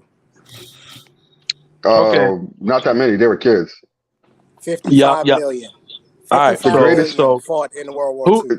No, that was the greatest. That was the greatest generation. You're messing up the generations. Hold up, y'all. This is who sucks the word. You're coming in here with this shit off the top of your head. I'm actually looking at it right now. 55 million people from the silent generation fought in World War II. You're wrong. All right. Hold the L. This is who sucks the word. Okay? Which group is responsible for the first and second wave of feminism? That's the worst group of people. Go. Boomers. Fucking boomers. Boomers and it's boomers and silent. It's boomer and silent. Trash. It's both. Nope. It's boomers and silent. Silence was dead against it. These fucking boomers are the ones that I'm telling you, they stopped thinking. Silent was not against it. Silent couldn't be against it because free love started with a silent generation. No. It did. How y'all go? How are teenagers gonna wait? How are teenagers gonna start gonna start the free love movement? When was you tell me 12 or 13 year olds to start a free love movement? In 2023, in 2023, they definitely could. In the 60s. If I would give it to you, let's put it this way: the 17-year-olds that were in the 65 and 66 and 68 years, those 17-year-olds might have been at the very tail end of the silent. But I'm telling you, it was boomer influence. Not in the 60s, telling you. though. It was. Can you explain? We're the kids that stop thinking. Be brave. Hang on. Go ahead. Can you explain what casual sex and sexual liberation has anything to do with this? Yes, destruction. That was at the forefront. That was the forefront of the women's rights movement at that time. Yes, decay. That was the first decay. That was the first intense decay. Because they slapped the name. Hang on, be brave. So they slapped the name on it. You think sexual liberation was. You think they weren't having sex before? Wait, hold up. So in the 50s and the 40s. Hold up. I can actually speak to this because I talked to my grandmother who was born in 1940, and they were having plenty of sex in the 50s. Yes. That's silent generation. That's silent generation. I'm asking you, just because they slapped a name on it and called it a free love movement, do you think that people weren't having sex? No, the question was they kept behind closed doors. Wait. The question was who was responsible for the second and third wave of feminism, and that is free love movement is a part of the second or third wave of feminism, and that's what I said. And that was started by the silent generation. Gotta get your numbers right. Because it doesn't absolve the Gen Z generation for all the fuckery that they're doing. It doesn't absolve them. Come on. You know what I mean? I don't know. You're gonna get a pass. I'm just saying they didn't come out. They didn't come out of nowhere, though. Yeah, it doesn't matter. We're where we are now. Right. I mean, you can't just keep going back with like, oh, slavery is my problem. No. This was a little more. This was a little more direct than that. What are you doing now? This destruction was. Gen Z are fluid sexually. That ain't the baby boomers telling them that. Oh, it's the baby boomers that set it in motion. Baby boomers didn't say shit when they should have been saying it. You know, that made life easier. The only thing the baby boomers did that was real messed up was they made kids entitled. And that was it. That doesn't mean they didn't have education. That didn't mean they didn't know. My parents didn't tell me how to balance a checkbook. I'm not blaming the greatest generation or the silent generation for that. It's just I was one of the first ones to graduate from college. They failed you. And all I thought was they didn't teach you. They failed. My kids would never see the shit that I saw. That's what I'm saying. They would never see the shit I saw in Harlem when I was growing up. Trey hard on them. Trey hard on Because I don't understand. I don't understand why so it's so hard. Why I it's so don't know hard to what point the I don't finger at know. your Just like parents and you say your said, parents didn't Trey, do a good enough job. They didn't do a Trey, good enough job, bro. You saying your kid is never gonna do because you're a Gen Xer, you ain't gonna let your daughter see this shit. So you can't just blame a whole generation of people because I said the same goddamn thing. If you didn't give your child the necessary tools to be prepared for life, you failed them. Plain and simple. I agree with that. So if you didn't know how to write a check, listen, I had an ex. She was born in 1991. She didn't know how to budget anything, and she had never wrote a check before. She didn't even know what they were. And I told her mother straight to her face, you failed your daughter. You didn't teach her what she's supposed to know. I don't understand this parenting thing. Somebody teach you either. How did you learn, Trey? How did I learn to write a check? I got lucky because I went into the Air Force. I made the decision. Hold on, Rich. I made the decision on my own, by the way. Nobody told me to do it. I actually just walked into the recruiting office on my own. I actually went in there to be a Marine, but they were out to lunch. Go figure. And which is surprising. And the Air Force recruiter got me to recruit. I learned a lot of things about life, taxes, budgeting, credit by being in the military. I was 8. I was 19. Yes. I was 19. Hang on. My point is that I should have already known that before 19. Of course you should. Hey, for real though, you be lucky you went to the Air Force. The Marines wouldn't have taught you none of that shit.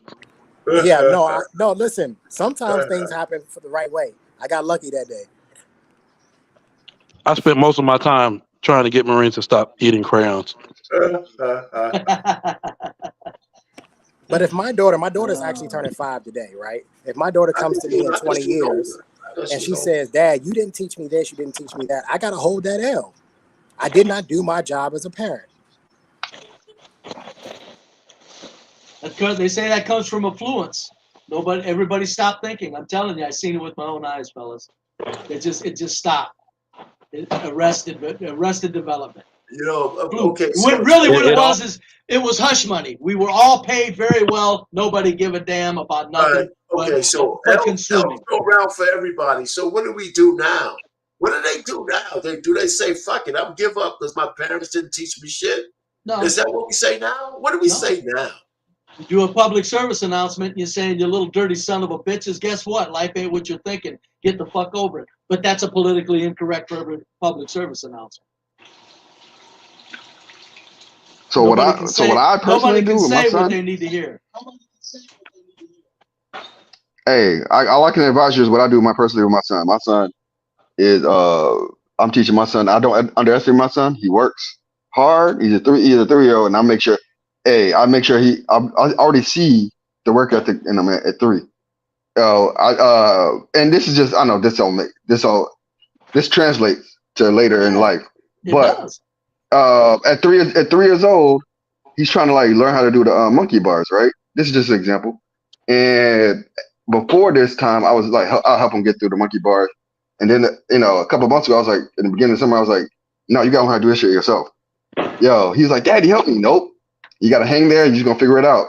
Kept on figuring it out. It took him the whole summer, but he eventually figured it out. He kept on hanging down there, drop. He'd run back up and he'll try it 30 times every day. He eventually got it by himself, right? That's the work ethic that a lot of us don't teach us, because if you look at a lot of parents, what they'll do is, oh, well, you're having trouble, I'm gonna help you out. I'm gonna help you out. Nah, he gonna have to figure that out. I'm teaching him, figure it out himself. Every time you got a situation, you gotta figure it out. If it's something that's way above his level. Of course. Go ahead. You're making a good case for work ethic being a natural part of human nature. It is. The monkey bar is the most dangerous apparatus in the playground, man. It is. You survive the monkey bars, man. You can do anything. Kids are born naturally with the work ethic. It's not refined. Oh man. Which is a shame. And every morning he wakes up.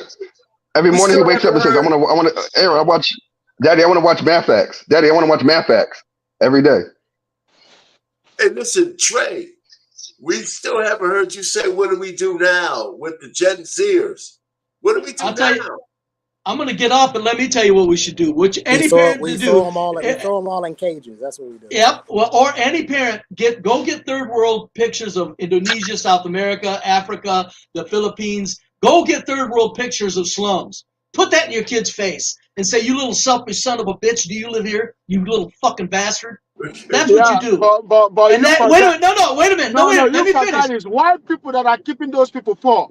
So that's what I was just going to say. That is politically incorrect because if you trace that slums and that hideous living arrangements back, it would be a white corporate machine world that created that.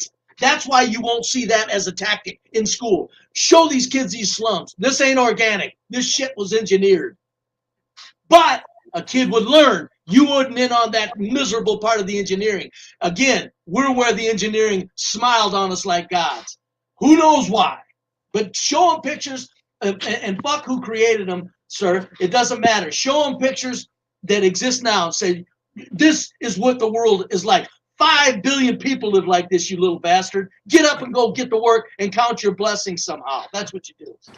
Hey, look, question. Hey, look. How many? I don't have to worry about Gen. I don't have to worry about Gen Z because my daughter's Gen Alpha, so they're not my problem. So how many alpha kids? I called them. How many y'all actually? So how many alphas? Nah, we it's Omega all day. But anyway, how many y'all actually put your kids through a rites of passage?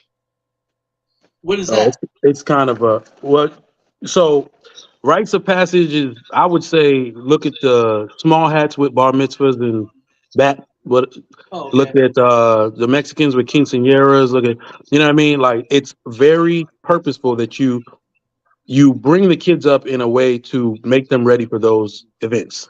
Wow, right? that's interesting. Yeah, Gentiles don't do that at all. If there's a rites of passage, wouldn't I have had to go through the rites of passage? And would my mother and my parents have had to go through the rites of passage? That's the way it should have been. Yeah, should have been. None of us did. It could be. It should be. No. But why don't y'all start it? Because I didn't go through one, and neither did my parents, and neither did her parents. It's usually in the West. We talk about 16 years old. Right? It had to start. Wait, hold on. It had to start somewhere. It had to start somewhere. Why not start with you? I know it's gonna start with my son. I got a lot more to worry about on my plate than rites of passages. What's your plan, Cool? Well, I mean, so my plan is. My plan is this: like when he's 13 years old, he's gonna be put through a series of tests. It's gonna test him his mental critical thinking. It's gonna test his business acumen. It's gonna test his strength, endurance. It's gonna test physically, mentally. It's gonna be a series of tests that's gonna prove to him that to see where he's at as a benchmark. And then at 13, he's gonna go through that.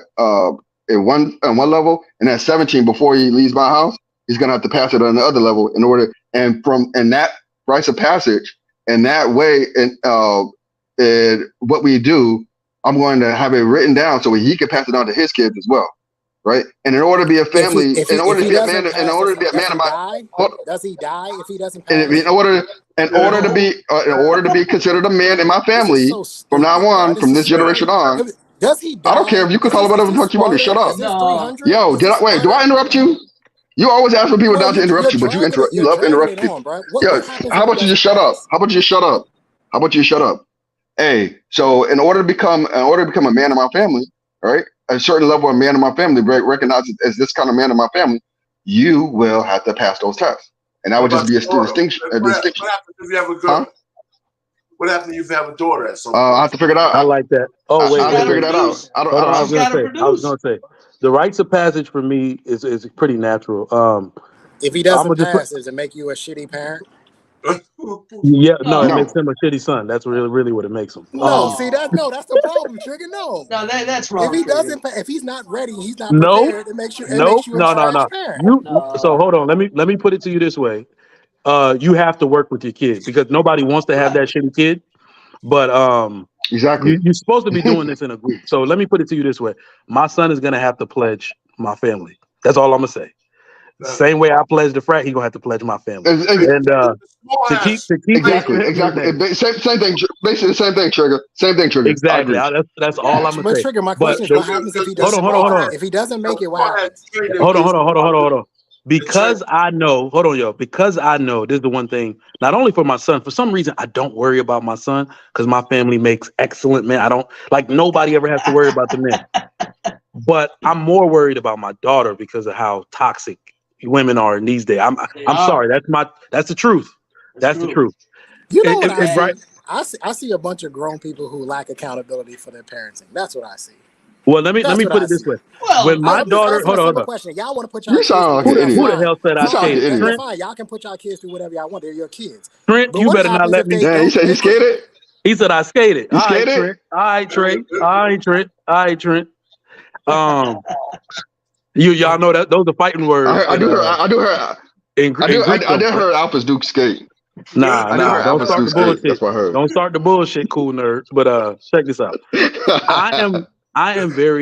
I'm gonna be very. So here's the funny part. It's not even hard to be a good woman or a desirable woman. I think women today have made it actually very easy. I feel like if I give my daughter or make sure her mom gives her basic feminine training, she will like literally be in the top 10% of women to be chosen, because I don't look at marriage as just something for me. I don't look at it as a love exercise. I look at it really as a like a life advancement tool. Yeah, it's a goddamn science. Because I don't want to have to worry about her or her pulling on my pockets when she's younger with her mistakes, bringing babies here, talk about raise them. I don't want that shit. So I'm saying one of my monetary strategies is to make sure she is paired off with a capable male that can do as much or more than me. So in order to do that, by the time she's 13, she loves to cook. That's the good part. She loves to cook with her mom right there. Every Sunday they're baking cakes, cooking Sunday dinner. But she's not only going to have to exercise that as something she's going to do for herself. She's going to have to learn to maintain her space, right? Be exceptionally clean. Talk soft. Do not raise your voice. Like I'm gonna be scrutinizing all that shit. I don't want her to develop none of these bad habits these women got. Because the worst part, this is why I actually fear the most. It's not safe for a woman to be as liberal as the women are today. It's not safe for them to do so. I fear that somebody gonna want to take her head off one day because of her mouth. You see what I'm saying? So yeah, that's I'm of course my son's gonna be just like me. I can almost guarantee. But my daughter, I'm gonna worry about her rites of passage for sure. But I think Trey asked a good question. What if you got a son that just didn't measure up? You ain't gonna throw him away, are you? I mean, no, they're gonna blame the kid. No, they won't. Hold up. My point is you just accept and work with the kid still. You don't throw him away. Who knows if he's going to measure up or not? I mean, I'm not talking about somebody turning into a crackhead. I'm just talking about somebody. God damn it, you guys, you got to understand. You're talking to somebody that didn't set the world on fire. We have a right to live. Hold on. Son, you know. Let me respond to this. So they say don't raise a voice. Ladies, listen to me. What the hell are you raising your voice for? Please give me a scenario in which the high octave of a woman toward a man is necessary. Please let me know a scenario in which you have to yell. Let me know. You can't overtalk us anyway. You see what I'm saying? Let me know a scenario in which between me and you have to be the aggressor trying to raise your voice at me. Please let me know where that's necessary. All right. And then Easy Money with his gaslighting ass says, so you raise your daughter and let your son grow up. That's not what the hell I said. You picking and choosing. Yeah. My son is going to be just like What's the matter, Mike? We're gonna start calling Easy Money Exxon Money because he gaslight everybody. Man, he getting Exxon money. Man, bring your ass up here, Easy Money, man, so we can bash you, man. Golly. Oh man, that's so funny. Nah, if you see the way I was raised, you don't give your son an inch. Like the one thing that I hate, I swear to God, I hate this, and it's such an American thing. When people say, let your kid make mistakes, oh my God, that shit burns me up. That shit burns me up. I feel like the people who say that, their kids get pregnant first. They all got teen pregnancy kids. Well, I think you gotta understand the difference though, right? There's levels of mistakes, right? Yeah. Like I want my son to make mistakes, but his mistakes to be learned from. Yeah. I'm not even talking about. I want him to have to make a mistake at 10 years old versus when he's 30. Go ahead, Mike. What do you mean by that, though? You know, when people, what are you trying to say? You know, your kid's gonna make mistakes, right? Yeah. Expound on So it, because so I'm let kind of me with put it you this on way. that. Let me put it this way. My parents didn't give me, well, really my dad didn't give me an inch. Every mistake was a big mistake. You see what I'm saying? Okay. Anything that could develop into something worse was like eradicated. Right. He went off. So it's not, so the thing that I've noticed is that in this culture, people are too dismissive of things that can build up into bigger mistakes. If you said no boys on the porch or no boys in my house, and the boy was on the porch one day and you said nothing, then he's in the house the next day and you said nothing, then he's in your daughter's bedroom the next day. You see what I'm saying? So you squash that shit where it stay. Like everything was a big thing to my parents, to the point where you be like, I don't even want to hear this shit no more. I'm not doing that. So I'm gonna be the same. All right. I understand that part. Yeah, but that's not necessarily a mistake. That's going against your rules. That's different. Well, that's A mistake is, I messed up on something, right? You were trying your best. You just didn't succeed. That's different from, all right, he told me not to do this. My dad told me not to do this. I'm just gonna do it anyway. Yeah, I think you're That's talking different. about you talking about disobeying, Trigger. Yeah, I'm telling you. Yeah. Callie Bev said it right. Yeah. But I mean, like, so even look at it this way. I had this really this girl I went to high school with that rode the bus. She had a really big chest. So everybody treated her like like she was a piece of meat. But she liked the attention. So if you ask her to show her your chest, she would. Stuff like that. But her dad had found out she was having sex with the neighbor. The mom, and I was there for this, shit was awkward as hell. The mom is all like, it's just a mistake. They're young. Yo, be brave. I'm glad you're here today. I'd never in my life seen a white man turn that red in my life. The way he went off, like his face, like he was gonna chop his daughter and his wife head off at the same time. Like, don't you tell me that shit is a mistake. Like, see what I'm like, yo, he went off. So yeah, it's disobedience, but that's what I mean, where like the moms are very dismissive of the behavior because they're young. That's how these kids got this bad in the first place. Let's be honest. That's true. That part is true. And with all the I agree with you on that, yeah. And with all the social engineering that's taking place, folks, let's not discount social engineering from on high here. We are being completely, I say, we're being attacked now from a handful of corporate machines that understand what they're going to do to knock down living standards is to erase common sense. That's what's happening in large part. So you got people that are average, parents that are average, are thinking like child psychologists. They're not going to go very well against the machine that's engineering all of this mayhem. So we are in trouble. You have not only got parents that aren't thinking properly, you've got a social engineering going on with consuming social media, all the engineering, all the medias, everything is turning our kids into little sluts and soft idiot boys. And that's the point of that's the point of why I said to do a rites of passage, because there's gonna be social engineering. And if you're gonna be social engineering, you should be the one doing the social engineering. Yes. And that's the point of the rites of passage. So you can make sure that they're following your standards of the family. I like that. Let me read this super chat. Big Ant, $10. Trigger Mike, I want to be there when your daughter brings home her boyfriend like Trey. Have the camera rolling. Ooh, why he gotta be me though? Nigga, why gotta be a guy like me? If she brings home toxic Trey, you know what? And just so I don't sound ignorant, right? I understand that there is a lot of things that I'm going to try to control that are out of my control. Yeah. The one thing that I've noticed is that the parents who don't yield on their expectations tend to have better children. So, like I said, everything was a big thing. It's not like my dad was dismissive or my mom was dismissive, like, oh, he's just young. Let him make his mistake. No, they were like, we told you not to do this shit. They took my car for anything. Like I had my car for the amount of days in a year that I had it is the amount of days I didn't have it because of some shit that I did. You know what I'm saying? So yeah, like that's really what you can do. Let your expectations be clear. Let you know what you expect of them. And if you don't yield, you end up having better children because really, they don't want to disappoint you. They don't want to disappoint you. They feel hurt. Not even that they're going to get whooped. Like, oh, damn, daddy really don't fuck with me, man. He ain't even talking to me. Like that shit hurt the hell out of my sister when he would do it. You know what's funny, Trigger? I never really had problems with the dad. I never had any issues with the dad. It was always the mom and the aunts that had issues with me. But the dads, I got along with the dads. I've gone to football games with dads. I've been to barbecues with the dads. Like, I've never had any issues with the fathers of any of the women that I dated. Seriously. Any of the women I dated, seriously. Mm-hmm. All right, y'all. That was the last super chat. We're gonna get out of here for today, man. Thank everybody for coming through. We're gonna close it out. My dog is love peace and trigger grease.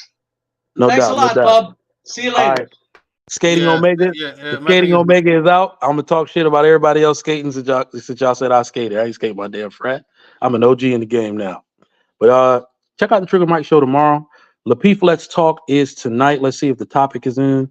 Yes, the topic is in. The topic is men taking accountability. Set your alarms tonight, 8:30. Lapeef Let's Talk. We're going all the way in on this one. It's gonna be a dope show. So y'all come through tonight on Lapeef Let's Talk. See you there. I'm out. It's your boy Trigger Mike. See you.